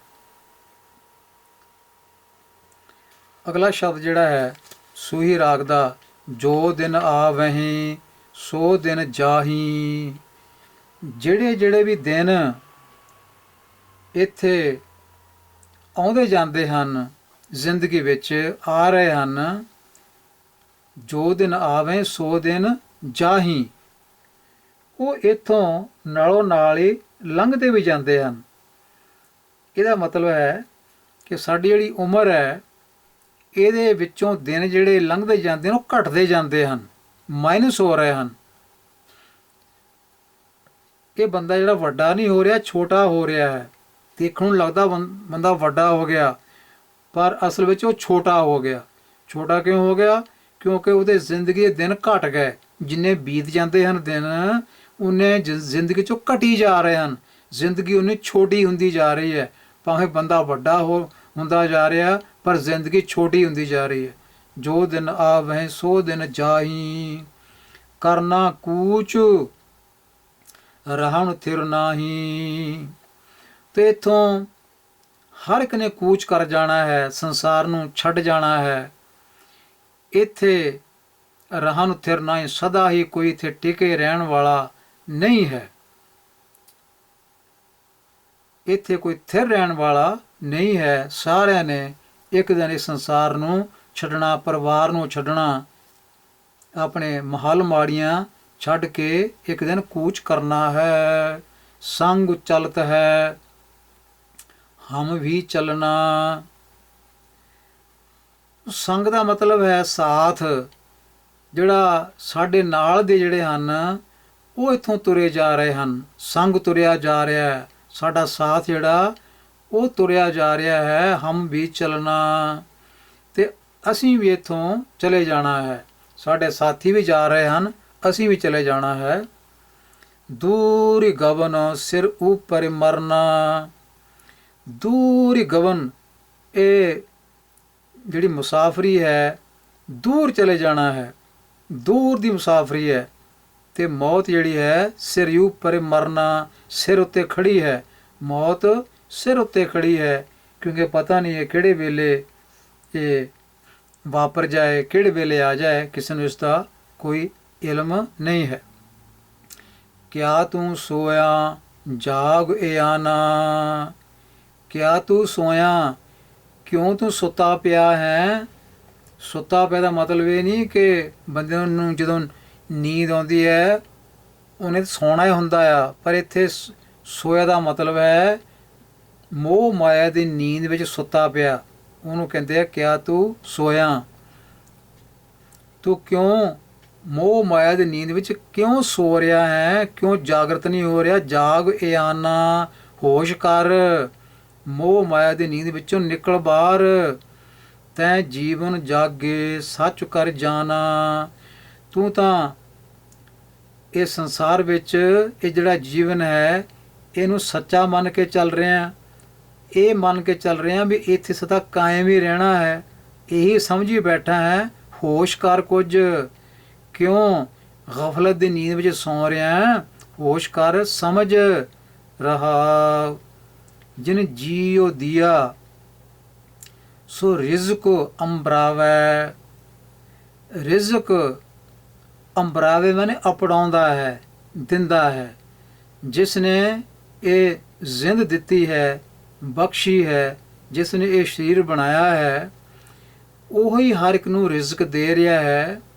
ਇਸ ਕਰਕੇ ਤੂੰ ਰਿਜ਼ਕ ਦੀਆਂ ਜਿਹੜੀਆਂ ਚਿੰਤਾਵਾਂ ਹੈ ਇਹਦੇ ਵਿੱਚ ਹਰ ਵੇਲੇ ਕਿਉਂ ਫਸਿਆ ਪਿਆ ਹੈ। ਜਿਨ ਜੀਓ ਦੀਆ ਸੋ ਰਿਜ਼ਕ ਅੰਬਰਾਵੈ। ਤੋ ਰਿਜ਼ਕ ਦੇ ਸਾਧਨ ਵੀ ਉਸਨੇ ਬਣਾਏ ਹੋਏ ਹਨ, ਜਿਸ ਨੇ ਸਰੀਰ ਦਿੱਤਾ ਹੈ। ਸਭ ਘਟ ਭੀਤਰ ਹਾਟ ਚਲਾਵੈ। ਤੇ ਸਾਰੇ ਘਟ ਦਾ ਮਤਲਬ ਸਰੀਰ, ਸਾਰੇ ਸਰੀਰਾਂ ਵਿੱਚ ਉਹ ਪ੍ਰਭੂ ਆਪ ਬੈਠਾ ਹੈ ਜੋਤ ਬਣ ਕੇ,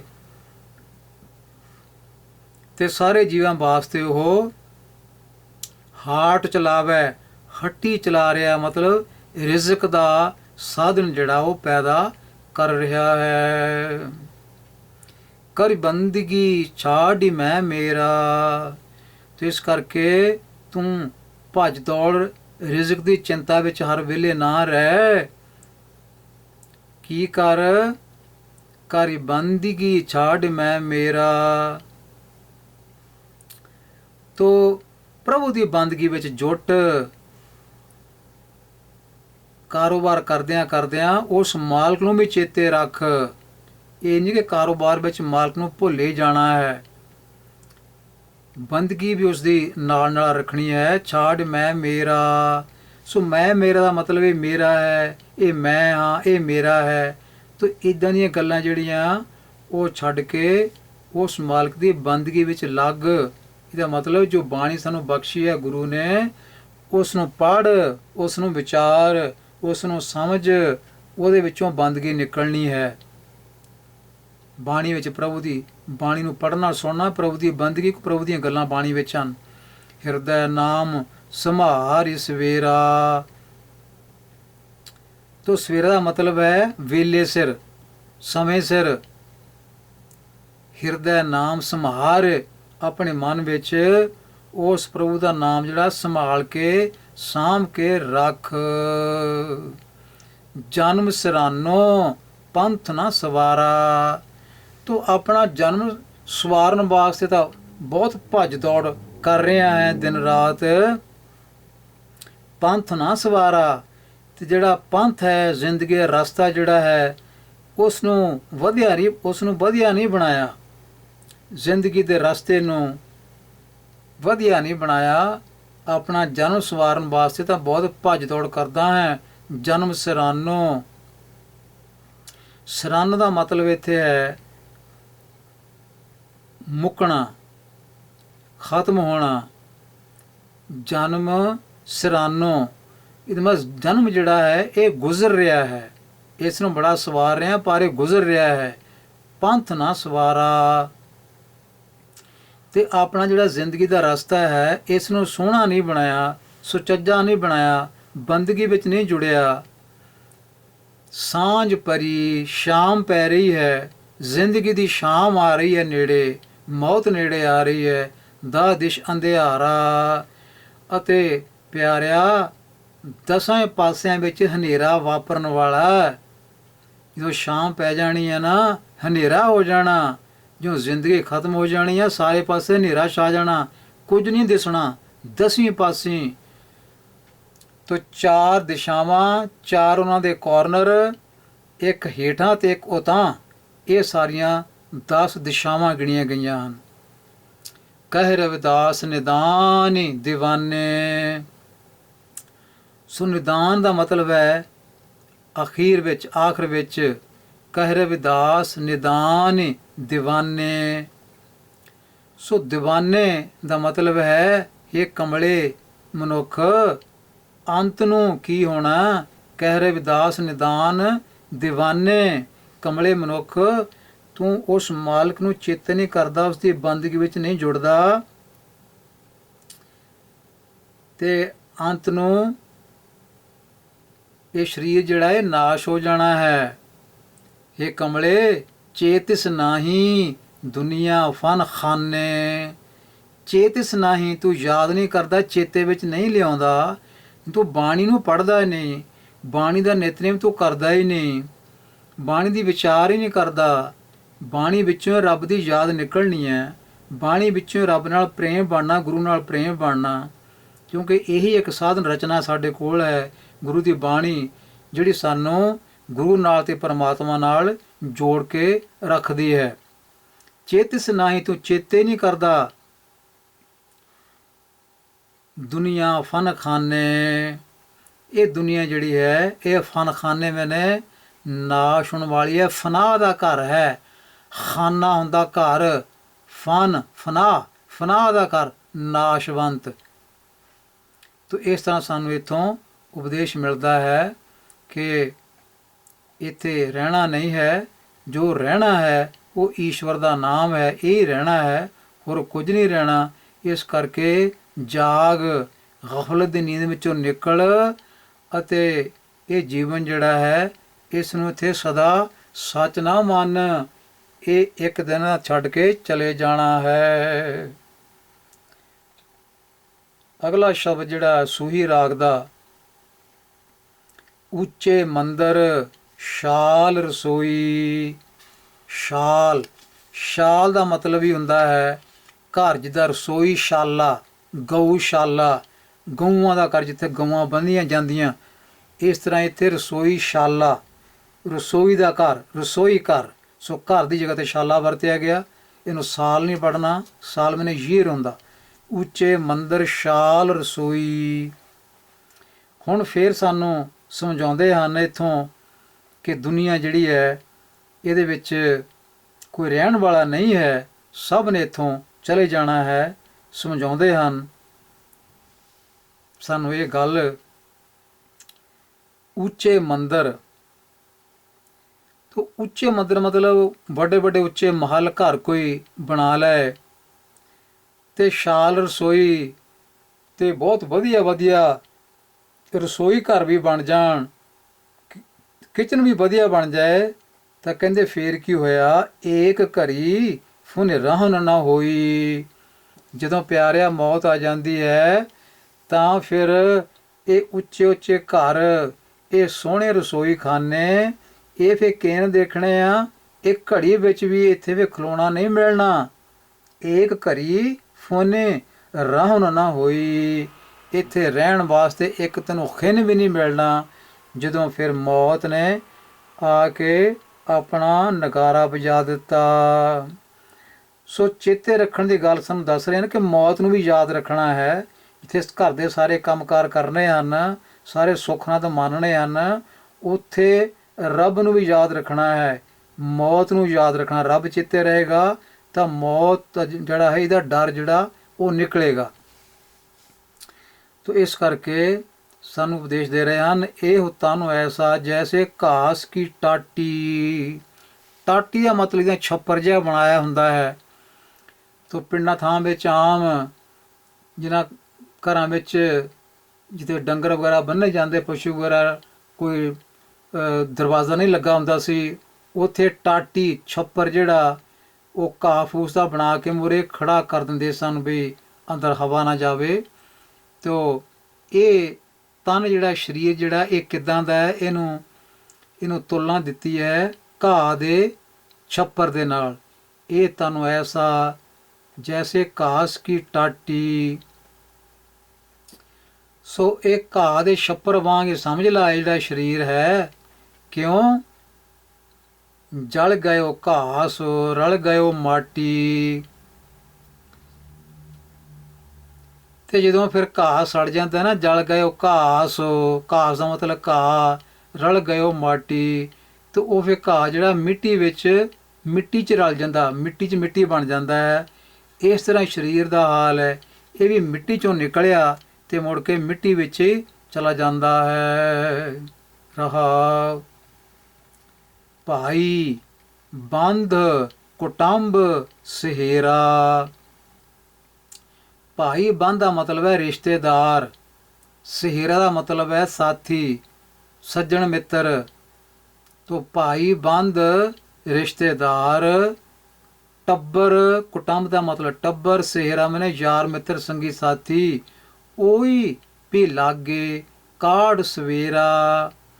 ਇਹ ਜਿਹੜੇ ਸਾਰੇ ਰਿਸ਼ਤੇਦਾਰ, ਸੱਜਣ ਮਿੱਤਰ, ਪਰਿਵਾਰ ਸਾਰਾ ਹੈ ਨਾ, ਜਦੋਂ ਫਿਰ ਮੌਤ ਆ ਜਾਂਦੀ ਹੈ ਨਾ, ਬੰਦਾ ਮਰ ਜਾਂਦਾ, ਇਹ ਵੀ ਫਿਰ ਆਖਣ ਲੱਗ ਜਾਂਦੇ ਆ, ਕੀ ਕਹਿਣ ਲੱਗ ਪੈਂਦੇ ਆ, ਉਹੀ ਵੀ ਲਾਗੇ, ਉਹ ਕਹਿਣ ਲੱਗ ਪੈਂਦੇ ਸਾਰੇ ਕਾੜ ਸਵੇਰਾ। ਹੁਣ ਇਹ ਬੰਦਾ ਜਿਹੜਾ ਹੁਣ ਮਰ ਗਿਆ, ਪ੍ਰੇਤ ਬਣ ਗਿਆ, ਭੂਤ ਬਣ ਗਿਆ, ਇਹ ਤੋਂ ਡਰ ਲੱਗਦਾ। ਹੁਣ ਇਹਨੀ ਛੇਤੀ ਇਸ ਨੂੰ ਬਾਹਰ ਕੱਢ ਦਿਓ। ਉਹ ਵੀ ਲਾਗੇ ਕਾੜ ਸਵੇਰਾ, ਕਹਿਣ ਲੱਗ ਪੈਂਦੇ ਨੇ ਉਹ ਵੀ, ਕੱਢੋ ਬਾਹਰ ਇਸ ਨੂੰ, ਇਹ ਤੋਂ ਹੁਣ ਡਰ ਲੱਗਦਾ ਹੈ।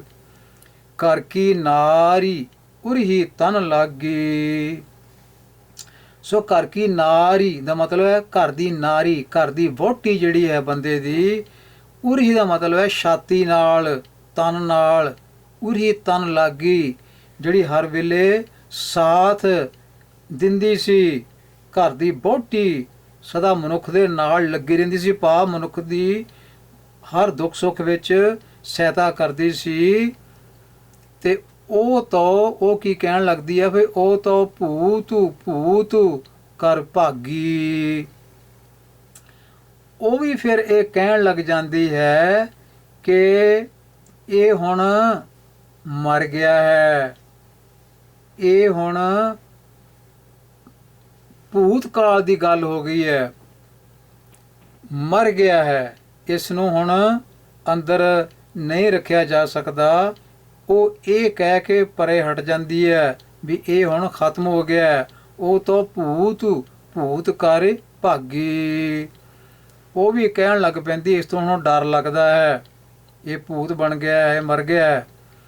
ਕਹਿ ਰਵਿਦਾਸ ਸਭੈ ਜਗ ਲੂਟਿਆ।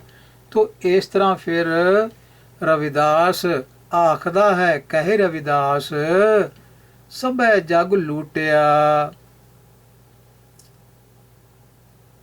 ਤੋ ਇਹ ਸੰਸਾਰ ਜਿਹੜਾ ਹੈ, ਜਦੋਂ ਆਪਣੇ ਰਿਸ਼ਤੇਦਾਰਾਂ ਨੂੰ, ਸੱਜਣਾ ਮਿੱਤਰਾਂ ਨੂੰ, ਘਰ ਦੇ ਮਹੱਲ ਨੂੰ, ਰਸੋਈ ਖਾਨਿਆਂ ਨੂੰ, ਇਹਨਾਂ ਨਾਲ ਜਦੋਂ ਪਿਆਰ ਬਣਾ ਕੇ ਬਹਿ ਜਾਂਦਾ ਹੈ, ਇਹਨਾਂ ਨੂੰ ਸਾਰਿਆਂ ਨੂੰ ਆਪਣੀ ਜਾਇਦਾਦ ਸਮਝ ਕੇ ਬੈਠ ਜਾਂਦਾ ਹੈ ਜਦੋਂ, ਤਾਂ ਇਸ ਤਰ੍ਹਾਂ ਫਿਰ ਇਹ ਸਭੈ ਜਗ ਲੁੱਟਿਆ, ਉਦੋਂ ਹੀ ਲੁੱਟਿਆ ਜਾਂਦਾ ਹੈ। ਉਦੋਂ ਸਮਝ ਲਓ ਇਹ ਠੱਗਿਆ ਜਾ ਰਿਹਾ ਹੈ, ਇਹ ਮੇਰੀ ਰਸੋਈ ਹੈ, ਇਹ ਮੇਰਾ ਘਰ ਹੈ, ਇਹ ਮੇਰਾ ਚੁਬਾਰਾ ਹੈ। ਤੋ ਘਰ ਦੀਆਂ ਚੀਜ਼ਾਂ ਨੂੰ ਜਦੋਂ ਇਸ ਤਰ੍ਹਾਂ ਕਹਿਣ ਲੱਗ ਜਾਂਦਾ ਹੈ, ਮੇਰਾ ਮੇਰਾ, ਤੇਰਾ ਤੇਰਾ ਨਹੀਂ ਕਹਿੰਦਾ, ਮੇਰਾ ਮੇਰੇ ਕਰਨ ਲੱਗ ਜਾਂਦਾ ਹੈ, ਸਮਝ ਲਓ ਰਵਿਦਾਸ ਜੀ ਕਹਿੰਦੇ ਨੇ ਇਹ ਤਾਂ ਜਗ ਲੁੱਟਿਆ ਜਾ ਰਿਹਾ ਹੈ। ਹਮ ਤਾਂ ਏਕ ਰਾਮ ਕਹਿ ਛੂਟਿਆ। ਪਰ ਮੈਂ ਤਾਂ ਕਹਿੰਦੇ ਹਨ ਇੱਕ ਪ੍ਰਭੂ ਦਾ ਨਾਮ ਜਪ ਜਪ ਕੇ ਇਸ ਠਗੀ ਤੋਂ ਬਚਿਆ ਹਾਂ, ਇਹ ਪਰਿਵਾਰ ਦੀ ਮੋਹ ਮਾਇਆ ਤੋਂ ਬਚਿਆ ਹਾਂ, ਇਹ ਹਉਮੈ ਹੰਕਾਰ ਤੋਂ ਬਚਿਆ ਹਾਂ। ਤੋ ਇਸ ਕਰਕੇ ਇਸ ਸ਼ਬਦ ਰਾਹੀਂ ਸਾਨੂੰ ਇਹ ਉਪਦੇਸ਼ ਮਿਲਦਾ ਹੈ ਕਿ ਇੱਥੇ ਬੈਠ ਕਿਸੇ ਨੇ ਰਹਿਣਾ, ਤੇ ਜਿਹੜੀ ਚੀਜ਼ ਰਹਿਣ ਵਾਲੀ ਹੈ, ਜਿਹੜੀ ਚੀਜ਼ ਮਨ ਨੂੰ ਮਜ਼ਬੂਤ ਕਰਨ ਵਾਲੀ ਹੈ, ਮੋਹ ਮਾਇਆ ਦੇ ਜਾਲ ਚੋਂ ਕੱਢਣ ਵਾਲੀ ਹੈ, ਉਹ ਹੈ ਗੁਰੂ ਦੀ ਬਾਣੀ। ਏਕ ਰਾਮ ਕਹਿ ਛੂਟਿਆ। ਮੈਂ ਰਾਮ ਰਾਮ ਕਰਕੇ, ਪ੍ਰਭੂ ਦੀ ਬੰਦਗੀ ਕਰਕੇ ਮੈਂ ਇਹ ਮੋਹ ਮਾਇਆ ਚੋਂ ਨਿਕਲਿਆ ਹਾਂ। ਤੇ ਇਹ ਪ੍ਰਭੂ ਦੀ ਬੰਦਗੀ, ਬਾਣੀ ਦਾ ਪਾਠ, ਬਾਣੀ ਦਾ ਸਿਮਰਨ, ਨਿਤਨੇਮ ਨਾਲ ਬਾਣੀ ਪੜ੍ਹਨੀ, ਇਸ ਦੀ ਵਿਚਾਰ ਕਰਨੀ, ਇਹ ਹੈ ਰਾਮ ਦਾ ਸਿਮਰਨ। ਅੱਗੇ ਬਿਲਾਵਲ ਰਾਗ ਦੀ ਬਾਣੀ ਜਿਹੜੀ ਇਹ ਸ਼ੁਰੂ ਹੁੰਦੀ ਹੈ, ਉਸ ਤੋਂ ਪਹਿਲਾਂ ਸੰਖੇਪ ਮੰਗਲਾਚਰਨ ਹੈ। ਇੱਕ ਓੰਕਾਰ ਸਤਿ ਗੁਰ ਪ੍ਰਸਾਦਿ। ਸੋ ਪ੍ਰਭੂ ਇੱਕ ਹੈ। ਕਾਰ ਦਾ ਮਤਲਬ ਲਗਾਤਾਰ ਜਿਹੜਾ ਇੱਥੇ ਹਾਜ਼ਰ ਹੈ ਦੁਨੀਆ ਵਿੱਚ, ਦੁਨੀਆ ਤੋਂ ਦੂਰ ਨਹੀਂ ਕਿਤੇ ਗਿਆ। ਗੁਰ ਪ੍ਰਸਾਦ ਦੀ, ਗੁਰੂ ਦੀ ਕਿਰਪਾ ਨਾਲ, ਗੁਰੂ ਦੀ ਬਾਣੀ ਦੇ ਉਪਦੇਸ਼ ਦੁਆਰਾ ਉਸ ਰੱਬ ਨਾਲ ਸਾਂਝ ਬਣਦੀ ਹੈ, ਉਸ ਰੱਬ ਨਾਲ ਪ੍ਰੇਮ ਬਣਦਾ ਹੈ। ਬਿਲਾਵਲ ਬਾਣੀ ਰਵਿਦਾਸ ਭਗਤ ਕੀ। ਤੋ ਜਿਸ ਤਰ੍ਹਾਂ ਸਿਰਲੇਖ ਗੁਰੂ ਗ੍ਰੰਥ ਸਾਹਿਬ ਵਿੱਚ ਲਿਖੇ ਹੋਏ ਹਨ, ਇਹ ਇਸੇ ਤਰ੍ਹਾਂ ਹੀ ਉਸੇ ਤਰ੍ਹਾਂ ਕਾਪੀ ਕਰਕੇ ਇੱਥੇ ਇਹ ਜਿਹੜੀ ਰਚਨਾ ਬਣਾਈ ਗਈ ਹੈ, ਸ਼ਬਦ ਲਿਖੇ ਗਏ ਹਨ। ਬਿਲਾਵਲ ਬਾਣੀ ਰਵਿਦਾਸ ਭਗਤ ਕੀ। ਸੋ ਬਿਲਾਵਲ ਰਾਗ ਦਾ ਨਾਂ ਹੈ। ਤੇ ਰਾਗਾਂ ਦੇ ਨਾਂ ਤੋਂ ਪਤਾ ਲੱਗਦਾ ਹੈ ਕਿ ਇਹ ਮਹਾਂਪੁਰਖ ਰਾਗ ਵਿਦਿਆ ਵਿੱਚ ਬੜੇ ਇਹ ਨਿਪੁੰਨ ਸਨ। ਰਾਗ ਵਿਦਿਆ ਵਿੱਚ ਵੀ ਜਦੋਂ ਇਹ ਸ਼ਬਦ ਪੜ੍ਹਦੇ ਸਨ, ਗਾਉਂਦੇ ਸਨ, ਇਹ ਰਾਗਾਂ ਅਨੁਸਾਰ ਹੀ ਸਾਰਾ ਕੁਝ ਕਰਦੇ ਸਨ ਅਤੇ ਦੁਨੀਆ ਨੂੰ ਸਮਝਾਉਂਦੇ ਸਨ। ਤੋ ਕੀ ਆਖਦੇ ਹਨ? ਦਾਰਿਦੁ ਦੇਖ ਸਭ ਕੋ ਹੱਸੈ, ਐਸੀ ਦਸ਼ਾ ਹਮਾਰੀ। ਤੋ ਜਦੋਂ ਕੋਈ ਬੰਦਾ ਗਰੀਬ ਹੋਵੇ ਤਾਂ ਉਸ ਨੂੰ ਫਿਰ ਉਹਦੇ ਉੱਤੇ ਜਿਹੜੇ ਅਮੀਰ ਲੋਕ ਹੈ ਉਹ ਫਿਰ ਉੱਤੇ ਟਿਚਰਾਂ ਕਰਨ ਲੱਗ ਜਾਂਦੇ ਹਨ, ਹੱਸਣ ਲੱਗ ਜਾਂਦੇ, ਉਸ ਦਾ ਮਖੌਲ ਉਡਾਇਆ ਜਾਂਦਾ ਹੈ। ਤੋ ਦਾਰਿਦ ਮੈਨੇ ਦਰਿਦਰਤਾ ਦੇਖ ਕੇ, ਗਰੀਬੀ ਦੇਖ ਕੇ, ਦਾਰਿਦ ਇਹ ਬਣਿਆ ਦਰਿਦਰਤਾ ਤੋਂ ਬਣਾ ਦਾਰਿਦ। ਸੋ ਦਾਰਦ ਨਹੀਂ ਹੈ, ਦਾਰਿਦ। ਸੋ ਇਹ ਦਰਿਦਰਤਾ ਦੇਖ ਕੇ, ਗਰੀਬੀ ਦੇਖ ਕੇ ਹਰ ਕੋਈ ਹੱਸਣ ਲੱਗ ਜਾਂਦਾ ਹੈ। ਸਾਡੀ ਵੀ ਦਸ਼ਾ ਜਿਹੜੀ ਹੈ, ਹਾਲਤ ਕੁਝ ਇਹੋ ਜਿਹੀ ਬਣੀ ਹੋਈ ਹੈ। ਅਸ਼ਟ ਦਸ਼ਾ ਸਿੱਧੀ ਕਰ ਤਲੈ, ਸਭ ਕਿਰਪਾ ਤੁਮਹਾਰੀ।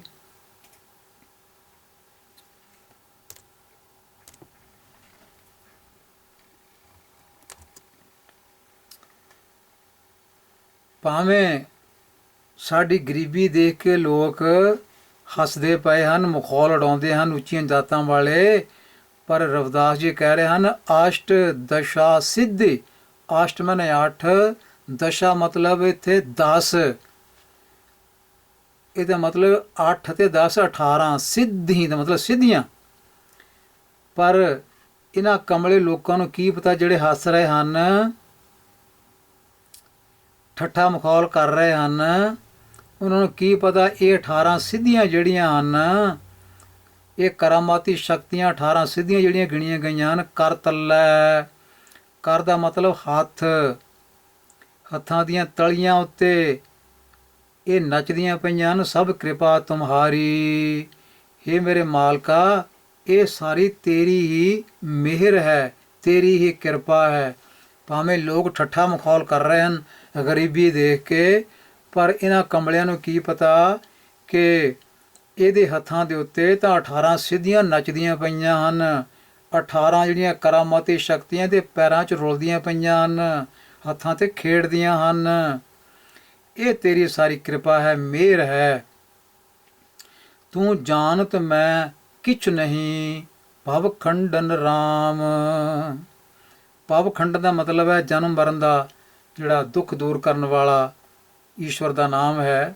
ਹੇ ਭਵ ਖੰਡਨ ਪ੍ਰਭੂ, ਤੂੰ ਸਾਰਿਆਂ ਦੀ ਲੋੜ ਪੂਰੀ ਕਰਨ ਜਾਣਦਾ ਹੈ, ਸਾਰਿਆਂ ਦੀ ਲੋੜਾਂ ਪੂਰੀਆਂ ਕਰਨ ਵਾਲੇ ਹੈ ਮਾਲਕਾ ਪ੍ਰਭੂ। ਸਾਰੇ ਜਿਹੜੇ ਜੀ ਜੰਤ ਹਨ, ਸਗਲ ਜੀ ਸ਼ਰਨਾਗਤੀ, ਸਾਰੇ ਜੀ ਜੰਤ ਤੇਰੀ ਸ਼ਰਨ ਵਿੱਚ ਹਨ। ਪ੍ਰਭ ਪੂਰਨ ਕਾਮ, ਤੂੰ ਸਾਰਿਆਂ ਦੀਆਂ ਕਾਮਨਾਵਾਂ ਪੂਰੀਆਂ ਕਰਨ ਵਾਲਾ। ਸਗਲ ਜੀ ਮੈਨੇ ਸਾਰੇ ਜੀ ਜੰਤ ਤੇਰੀ ਸ਼ਰਨ ਵਿੱਚ ਆਉਂਦੇ ਆ, ਇਸ ਕਰਕੇ ਮੈਂ ਵੀ ਤੇਰੀ ਸ਼ਰਨ ਵਿੱਚ ਆਇਆ। ਤੂੰ ਜਾਣਤ ਮੈਂ ਕਿਛ ਨਹੀਂ, ਮੈਂ ਵੀ ਤੇਰੀ ਸ਼ਰਨ ਵਿੱਚ ਹਾਂ। ਤੈਨੂੰ ਪਤਾ ਇਸ ਗੱਲ ਦਾ ਹੈ ਕਿ ਮੇਰੀ ਆਪਣੀ ਕੋਈ ਤਾਕਤ ਨਹੀਂ। ਤੂੰ ਜਾਣਤ, ਹੇ ਪ੍ਰਭੂ ਮੇਰੇ ਮਾਲਕ, ਤੂੰ ਤਾਂ ਜਾਣਦਾ ਆ ਮੈਂ ਕਿਛ ਨਹੀਂ, ਕਿ ਮੇਰੇ ਵਿੱਚ ਕੋਈ ਗੁਣ ਨਹੀਂ ਹੈ, ਮੇਰੇ ਕੋਈ ਆਪਣੀ ਪਾਇਆ ਨਹੀਂ ਹੈ। ਹੇ ਭਵਖੰਡਨ ਪ੍ਰਭੂ, ਇਹ ਤੈਨੂੰ ਪਤਾ ਹੀ ਹੈ, ਪਰ ਜਿਹੜੀਆਂ 18 ਸਿੱਧੀਆਂ ਹੱਥਾਂ 'ਤੇ ਖੇਲਦੀਆਂ ਨੇ, ਇਹ ਤੇਰੀ ਕਿਰਪਾ ਹੀ ਹੈ। ਤੇ ਇਸ ਕਰਕੇ ਇੱਥੇ ਦੱਸਦੇ ਹਨ ਕਿ ਸਾਰੇ ਜੀ ਜੰਤ ਜਿਹੜੇ ਆ ਉਹ ਤੇਰੀ ਸ਼ਰਨ ਵਿੱਚ ਆਉਂਦੇ, ਮੈਂ ਵੀ ਤੇਰੀ ਸ਼ਰਨ ਵਿੱਚ ਆਇਆ ਹਾਂ। ਰਹਾਉ ਜੋ ਤੇਰੀ ਸ਼ਰਨਾਗਤਾ। ਤੋ ਜਿਹੜਾ ਵੀ ਤੇਰੀ ਸ਼ਰਨ ਵਿੱਚ ਆਉਂਦਾ ਹੈ, ਸ਼ਰਨਾਗਤਾ, ਸ਼ਰਨ ਜਮਾਂ ਆਗਤ, ਸ਼ਰਨ ਵਿੱਚ ਆਉਣਾ, ਜੋ ਵੀ ਤੇਰੀ ਸ਼ਰਨ ਵਿੱਚ ਆਏ ਹਨ, ਸ਼ਰਨਾਗਤਾ, ਤੇਰੀ ਸ਼ਰਨ ਵਿੱਚ ਜੋ ਵੀ ਆਏ ਹਨ, ਭਾਵ ਜਿਨ੍ਹਾਂ ਨੇ ਵੀ ਤੇਰੇ ਨਾਲ ਪਿਆਰ ਕੀਤਾ ਹੈ, ਜਿਨ੍ਹਾਂ ਨੇ ਵੀ ਗੁਰੂ ਦੀ ਬਾਣੀ ਨਾਲ ਪਿਆਰ ਕੀਤਾ ਹੈ, ਤਿਨ ਨਾਹੀ ਭਾਰ। ਤੂੰ ਉਹਨਾਂ ਦੇ ਉੱਤੇ ਮੋਹ ਮਾਇਆ ਦਾ ਕੋਈ ਬੋਝ ਨਹੀਂ ਹੈ, ਉਹ ਮੋਹ ਮਾਇਆ ਤੋਂ ਨਿਰਲੇਪ ਹਨ। ਊਚ ਨੀਚ ਤੁਮ ਤੇ ਤਰੇ, ਚਾਹੇ ਕੋਈ ਊਚ ਹੈ, ਚਾਹੇ ਕੋਈ ਨੀਚ ਹੈ, ਕੋਈ ਉੱਚੀ ਜਾਤ ਵਾਲਾ ਹੈ, ਚਾਹੇ ਕੋਈ ਨੀਵੀਂ ਜਾਤ ਵਾਲਾ ਹੈ, ਤੁਮ ਤੇ ਤਰੇ। ਤੋ ਉਹ ਸਾਰੇ ਤੇਰੀ ਕਿਰਪਾ, ਤੇਰੀ ਮਿਹਰ ਨਾਲ ਹੀ ਤਰਦੇ ਹਨ, ਮੋਹ ਮਾਇਆ ਚੋਂ ਨਿਕਲਦੇ ਹਨ, ਚਾਹੇ ਊਚ ਹਨ ਚਾਹੇ ਨੀਚ ਹਨ। ਆਲਜ ਸੰਸਾਰ। ਤੋ ਆਲਜ ਸੰਸਾਰ ਦਾ ਮਤਲਬ ਹੈ ਆਲ ਜਮਾ ਜੂ। ਆਲ ਹੁੰਦਾ ਆਲਿਆ, ਘਰ। ਜੂ ਦਾ ਮਾਸਤਰ ਹੈ ਗ੍ਰਸਤ ਦਾ ਜੰਜਾਲ। ਸੋ ਗ੍ਰਸਤ ਦਾ ਜੰਜਾਲ, ਗ੍ਰਸਤ ਦੇ ਜੰਜਾਲਾਂ ਤੋਂ ਪੈਦਾ ਹੋਇਆ, ਜੰਜਾਲਾਂ ਨਾਲ ਭਰਿਆ ਹੋਇਆ ਇਹ ਸੰਸਾਰ ਜਿਹੜਾ, ਇਹ ਜੰਜਾਲਾਂ ਨਾਲ ਭਰਿਆ ਹੋਇਆ। ਆਲਜੋ ਸੰਸਾਰ। ਪਰ ਇੱਥੇ ਚਾਹੇ ਕੋਈ ਊਚ ਹੈ ਚਾਹੇ ਕੋਈ ਨੀਚ ਹੈ, ਇਹ ਤਰਨਾ ਤੇਰੀ ਮਿਹਰ ਨਾਲ ਹੀ ਹੈ। ਤਰਨ ਤੋਂ ਭਾਵ ਹੈ ਮੋਹ ਮਾਇਆ ਤੋਂ ਬਚਣਾ ਤੇਰੀ ਮਿਹਰ ਨਾਲ ਹੀ ਹੈ। ਕਹਿ ਰਵਿਦਾਸ ਅਕਥ ਕਥਾ, ਬਹੁ ਕਾਇ ਕਰੀਜੈ। ਕਹਿ ਰਵਿਦਾਸ ਮਤਲਬ ਰਵਿਦਾਸ ਆਖਦਾ ਹੈ ਅਕਥ ਕਥਾ ਨੇ ਜਿਹੜੀ ਕਥਾ ਬਿਆਨ ਨਹੀਂ ਕੀਤੀ ਜਾ ਸਕਦੀ, ਜਿਹੜੇ ਗੁਣ ਬਿਆਨ ਨਹੀਂ ਕੀਤੇ ਜਾ ਸਕਦੇ। ਇਹ ਪ੍ਰਭੂ ਤੇਰੀ ਕਥਾ ਅਕਥ ਹੈ, ਇਹ ਕਹੀ ਨਹੀਂ ਜਾ ਸਕਦੀ, ਇਹਦਾ ਅੰਤ ਕੋਈ ਨਹੀਂ ਹੈ। ਜੈਸਾ ਤੂੰ ਤੈਸਾ ਤੁਹੀਂ। ਤੂੰ ਜਿਸ ਤਰ੍ਹਾਂ ਦਾ ਤੂੰ ਹੈ ਉਸੇ ਤਰ੍ਹਾਂ ਦਾ ਤੂੰ ਹੀ ਹੈ, ਤੇਰੇ ਵਰਗਾ ਹੋਰ ਸੰਸਾਰ ਵਿੱਚ ਕੋਈ ਵੀ ਨਹੀਂ ਹੈ। ਜੈਸਾ ਤੂੰ ਤੈਸਾ ਤੁਹੀਂ, ਕਿਆ ਉਪਮਾ ਦੀਜੈ। ਤੂੰ ਤੇਰੇ ਨਾਲ ਕਿਸੇ ਨੂੰ ਕੋਈ ਉਪਮਾ ਨਹੀਂ ਦਿੱਤੀ ਜਾ ਸਕਦੀ, ਤੇਰੇ ਨਾਲ ਕਿਸੇ ਦਾ ਟਾਕਰਾ ਨਹੀਂ ਕੀਤਾ ਜਾ ਸਕਦਾ, ਤੂੰ ਸਾਰਿਆਂ ਨਾਲੋਂ ਉੱਚਾ ਹੈ। ਤੋ ਇੱਥੇ ਇਹ ਉਪਦੇਸ਼ ਹੈ ਕਿ ਪ੍ਰਭੂ ਦਾ ਜੋ ਸਿਮਰਨ ਹੈ ਉਸ ਦੀ ਯਾਦ ਜਿਹੜੀ ਹੈ ਇਹ ਨੀਵਿਆਂ ਨੂੰ ਵੀ ਉੱਚੇ ਕਰਨ ਵਾਲੀ ਹੈ। ਬਿਲਾਵਲ ਰਾਗ ਦਾ ਅਗਲਾ ਸ਼ਬਦ ਹੈ ਜਿਹ ਕੁਲ ਸਾਧੂ ਵੈਸ਼ਨੋ ਹੋਏ। ਕੁਲ ਦਾ ਮਤਲਬ ਹੈ ਕੁਲ ਲੀਨੀਏਜ। तो जिस किसी भी कुल विच साधु वैष्णो, वैष्णो मतलब है परमात्मा का भगत। इत्थे कहांगे साधु जिसने साध्या होया अपना जीवन मन नूं साध्या होया। तो जिस भी किसी कुल विच प्रभु का भगत पैदा हो जाए, परमात्मा की बंदगी करन वाला भगत जम पवे जिस कुल दे विच, ਤੇ ਫਿਰ ਉਹ ਕੀ ਹੁੰਦਾ ਹੈ ਵਰਨ ਅਵਰਨ। ਵਰਨ ਦਾ ਮਤਲਬ ਉੱਚੀ ਜਾਤ, ਅਵਰਨ ਦਾ ਮਤਲਬ ਨੀਵੀਂ ਜਾਤ। ਵਰਨ ਅਵਰਨ। ਰੰਕ ਨਹੀਂ ਈਸ਼ਵਰ, ਰੰਕ ਦਾ ਮਤਲਬ ਗਰੀਬ, ਈਸ਼ਵਰ ਦਾ ਮਤਲਬ ਹੈ ਧਨਾੜ ਜਾਂ ਅਮੀਰ। ਤੋ ਵਰਨ ਅਵਰਨ ਰੰਕ ਨਹੀਂ ਈਸ਼ਵਰ ਬਿਮਲ ਬਾਸ। ਸੋ ਬਿਮਲ ਦਾ ਮਤਲਬ ਹੈ ਨਿਰਮਲ, ਮੈਲ ਤੋਂ ਬਿਨਾ। ਬਾਸ ਦਾ ਮਤਲਬ ਬਾਸ਼ਨਾ, ਸ਼ੋਭਾ, ਨਿਰਮਲ ਸ਼ੋਭਾ ਵਾਲਾ। ਨਿਰਮਲ ਬਾਸ ਚੰਗੀ ਸ਼ੋਭਾ ਵਾਲਾ, ਚੰਗੀ ਸੁਗੰਧੀ ਵਾਲਾ। ਤੋ ਇਸ ਦਾ ਭਾਵ ਹੈ ਬਿਮਲ ਬਾਸ ਜਾਣੀਏ ਜਗ ਸੋਏ। ਤੋ ਜਿਹੜੀ ਕੁਲ ਵਿੱਚ ਵੀ ਕੋਈ ਪਰਮਾਤਮਾ ਦਾ ਭਗਤ ਪੈਦਾ ਹੋ ਜਾਂਦਾ ਹੈ, ਫਿਰ ਚਾਹੇ ਉਹ ਚੰਗੀ ਜ਼ਾਤ ਦਾ ਹੋਵੇ, ਚਾਹੇ ਉਹ ਨੀਵੀਂ ਜ਼ਾਤ ਦਾ ਹੋਵੇ ਜਿਸ ਨੂੰ ਲੋਕ ਨੀਵਾਂ ਕਹਿੰਦੇ ਹਨ, ਚਾਹੇ ਉਹ ਕੰਗਾਲ ਹੋਵੇ, ਚਾਹੇ ਉਹ ਅਮੀਰ ਹੋਵੇ, ਤਾਂ ਉਹਦੀ ਜ਼ਾਤ ਜਿਹੜੀ ਹੈ ਕੋਈ ਵੀ ਹੋਵੇ, ਵਰਨ ਅਵਰਨ ਰੰਕ ਨਹੀਂ ਈਸ਼ਰ ਬਿਮਲ ਬਾਸ ਜਾਣੀਏ ਜਗ ਸੋਏ। ਉਹ ਤਾਂ ਜਗਤ ਵਿੱਚ ਫਿਰ ਉਹਦੀ ਸ਼ੋਭਾ ਜਿਹੜੀ ਨਿਰਮਲ ਹੋ ਜਾਂਦੀ ਹੈ। ਨਿਰਮਲ ਸ਼ੋਭਾ ਵਾਲਾ ਜਗਤ ਵਿੱਚ ਉਹ ਮਸ਼ਹੂਰ ਹੋ ਜਾਂਦਾ ਹੈ। ਜਿਸ ਕੁਲ ਵਿੱਚ ਕੋਈ ਪਰਮਾਤਮਾ ਦਾ ਭਗਤ ਪੈਦਾ ਹੋ ਜਾਏ, ਉਹਦੀ ਕੋਈ ਜ਼ਾਤ ਨਹੀਂ ਦੇਖਦਾ, ਚਾਹੇ ਉਹ ਨੀਵੀਂ ਜ਼ਾਤ ਵਿੱਚ ਪੈਦਾ ਹੋਇਆ, ਉੱਚੀ ਜ਼ਾਤ ਪੈਦਾ ਹੋਇਆ। ਇਹ ਜਾਤਾਂ ਬ੍ਰਾਹਮਣਾਂ ਨੇ ਬਣਾਈਆਂ ਹੋਈਆਂ ਸਨ, ਉੱਚੀਆਂ ਨੀਵੀਆਂ। ਤੇ ਚਾਹੇ ਉਹ ਕੰਗਾਲ, ਚਾਹੇ ਉਹ ਧਨਾੜ। ਤੋ ਇਹਨਾਂ ਗੱਲਾਂ ਦਾ ਕੋਈ ਅਰਥ ਨਹੀਂ ਰਹਿ ਜਾਂਦਾ। ਉਸ ਭਗਤ ਦੀ ਸ਼ੋਭਾ ਜਿਹੜੀ ਹੈ ਉਹ ਸਾਰੇ ਸੰਸਾਰ ਵਿੱਚ ਫੈਲ ਜਾਂਦੀ ਹੈ। ਰਹਾਉ ਬ੍ਰਾਹਮਣ ਵੈਸ਼ ਸ਼ੂਦ ਅਰ ਖੱਤਰੀ ਡੋਮ ਚੰਡਾਰ ਮਲੇਸ਼ ਮਨ ਸੋਏ। ਤੋ ਇੱਥੇ ਕਹਿੰਦੇ ਹਨ ਚਾਹੇ ਕੋਈ ਬ੍ਰਾਹਮਣ ਹੋਵੇ, ਚਾਹੇ ਕੋਈ ਵੈਸ਼ ਹੋਵੇ। ਇਹ ਚਾਰ ਜਿਹੜੇ ਵਰਨ ਬਣਾਏ ਸੀ, ਬ੍ਰਾਹਮਣ ਖੱਤਰੀ ਸ਼ੂਦਰ ਵੈਸ਼, ਇਹ ਵਰਨ ਵੰਡ ਕੀਤੀ ਸੀ। ਮਨੋ ਸਿਮਰਤੀ ਜਿਹੜੀ ਆ ਉਹ ਪੜ੍ਹ ਕੇ ਦੇਖੋ, ਹਿੰਦੂ ਮਤ ਦੀਆਂ ਕਿਤਾਬਾਂ ਪੁਰਾਣੀਆਂ, ਉਹਨਾਂ ਨੇ ਸਮਾਜ ਦੇ ਇੱਦਾਂ ਟੋਟੇ ਕੀਤੇ ਹੋਏ ਸਨ। ਬ੍ਰਾਹਮਣ ਹੋਵੇ ਚਾਹੇ ਕੋਈ ਵੈਸ਼ ਹੋਵੇ, ਚਾਹੇ ਕੋਈ ਸ਼ੂਦਰ ਹੋਵੇ। ਸੂਦ ਨੂੰ ਪੜ੍ਹਨਾ ਸ਼ੂਦ, ਇਹ ਸ਼ੂਦਰ, ਇਹਦਾ ਮਤਲਬ ਸ਼ੂਦਰ ਹੈ। ਔਰ ਖੱਤਰੀ ਡੋਮ ਚੰਡਾਰ, ਡੂਮ ਹੋਵੇ ਚਾਹੇ ਚੰਡਾਲ ਹੋਵੇ, ਮਲੇਸ਼ ਹੋਵੇ ਮਲੀਨ ਮਨ ਵਾਲਾ ਹੋਵੇ, ਮਲੇਸ਼ ਮਨ ਸੋਏ। ਤੋ ਚਾਹੇ ਕੋਈ ਬ੍ਰਾਹਮਣ ਹੈ, ਕੋਈ ਵੈਸ਼ ਹੈ, ਕੋਈ ਸ਼ੂਦਰ ਹੈ, ਕੋਈ ਖੱਤਰੀ ਹੈ, ਕੋਈ ਡੂਮ ਹੈ ਮਰਾਸੀ ਮੰਗਣ ਵਾਲਾ, ਕੋਈ ਚੰਡਾਲ ਹੈ, ਕੋਈ ਮਲੀਨ ਹੈ ਮਤ ਵਾਲਾ। ਸੋ ਇੱਥੇ ਗੁਰੂ ਰਵਿਦਾਸ ਜੀ ਕਹਿੰਦੇ ਹਨ ਹੋਏ ਪੁਨੀਤ ਭਗਵੰਤ ਭਜਨ ਤੇ। ਇਹਨਾਂ ਵਿੱਚੋਂ ਜਿਹੜਾ ਵੀ ਕੋਈ ਈਸ਼ਵਰ ਦੀ ਭਗਤੀ ਕਰਦਾ ਹੈ ਉਹ ਪਵਿੱਤਰ ਹੋ ਜਾਂਦਾ ਹੈ। ਹੋਏ ਪੁਨੀਤ ਪਵਿੱਤਰ ਹੋ ਜਾਂਦਾ ਹੈ। ਭਗਵੰਤ ਭਜਨ ਤੇ ਪ੍ਰਭੂ ਦੇ ਭਜਨ ਨਾਲ ਪਵਿੱਤਰ ਹੋ ਜਾਂਦਾ ਹੈ।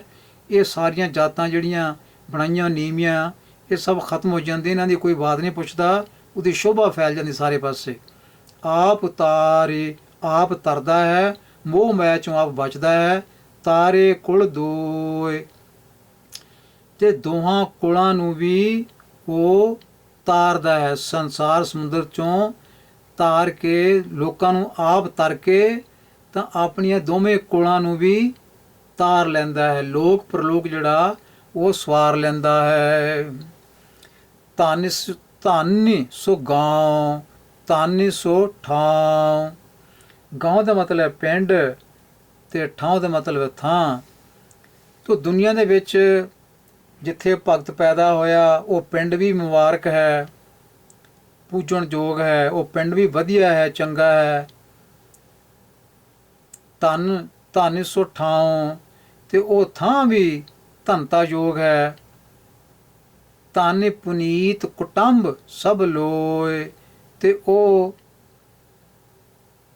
ਜਿਹੜਾ ਕੁਟੰਬ ਹੈ, ਪਰਿਵਾਰ ਜਿਹੜਾ ਹੈ ਉਹ ਵੀ ਪੁਨੀਤ ਹੈ, ਉਹਦੇ ਵੀ ਸ਼ਾਬਾਸ਼ ਹੈ, ਉਹ ਵੀ ਧਨਤਾ ਯੋਗ ਹੈ। ਕੋਲ ਉਹਦੀ ਭਾਗਾਂ ਵਾਲੀ ਹੈ ਜਿੱਥੇ ਉਹ ਪੈਦਾ ਹੋ ਜਾਂਦਾ ਭਗਤ।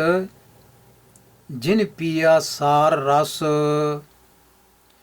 ਤੋ ਇਸ ਤਰ੍ਹਾਂ ਜਿਸ ਘਰ ਦੇ ਵਿੱਚ, ਜਿਸ ਪਿੰਡ ਵਿੱਚ, ਜਿਸ ਥਾਂ ਤੇ, ਜਿਸ ਕੁਲ 'ਚ ਪੈਦਾ ਹੋ ਕੇ ਜਿਨ ਪੀਆ ਸਾਰ ਰਸ, ਜਿਸ ਕਿਸੇ ਨੇ ਵੀ ਸਾਰ ਦਾ ਮਤਲਬ ਸ੍ਰੇਸ਼ਟ ਨਾਮ ਰਸ ਪ੍ਰਭੂ ਦਾ ਪੀਤਾ ਹੈ, ਗੁਰਬਾਣੀ ਨੂੰ ਜਪਿਆ ਹੈ, ਗੁਰਬਾਣੀ ਨੂੰ ਗਾਇਆ ਹੈ, ਗੁਰਬਾਣੀ ਦਾ ਉਪਦੇਸ਼ ਧਾਰਨ ਕੀਤਾ ਹੈ, ਜਿਸ ਕਿਸੇ ਨੇ ਵੀ ਤਜੇ ਆਨ ਰਸ, ਉਹਨੇ ਹੋਰ ਜਿਹੜੇ ਆ ਭੈੜੇ ਭੈੜੇ ਰਸ, ਮੰਦੇ ਰਸ, ਉਹਨਾਂ ਦਾ ਤਿਆਗ ਕੀਤਾ ਹੈ।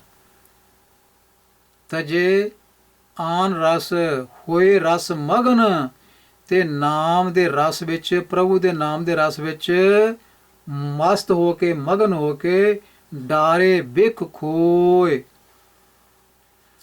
ਬਿਖ ਦਾ ਮਤਲਬ ਹੈ ਜ਼ਹਿਰ, ਡਾਰੇ ਮੈਨੇ ਡਾਰ ਦਿੰਦਾ ਹੈ, ਨਾਸ਼ ਕਰ ਦਿੰਦਾ ਹੈ।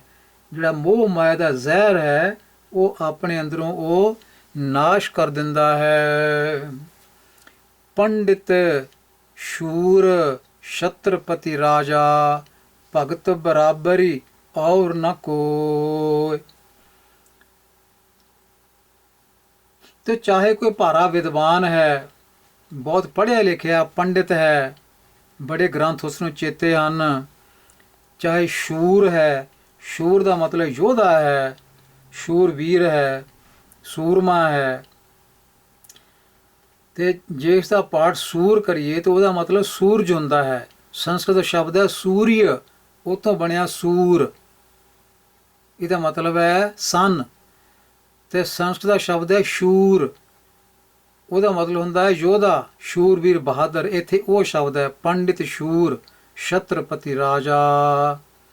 ਤੇ ਚਾਹੇ ਕੋਈ ਬਹੁਤ ਪੜ੍ਹਿਆ ਲਿਖਿਆ ਵਿਦਵਾਨ ਪੰਡਿਤ ਹੈ, ਚਾਹੇ ਕੋਈ ਸੂਰਮਾ ਹੈ, ਯੋਧਾ ਹੈ, ਚਾਹੇ ਕੋਈ ਛਤਰਪਤੀ ਰਾਜਾ ਹੋਵੇ, ਭਗਤ ਬਰਾਬਰੀ ਔਰ ਨਾ ਕੋਈ।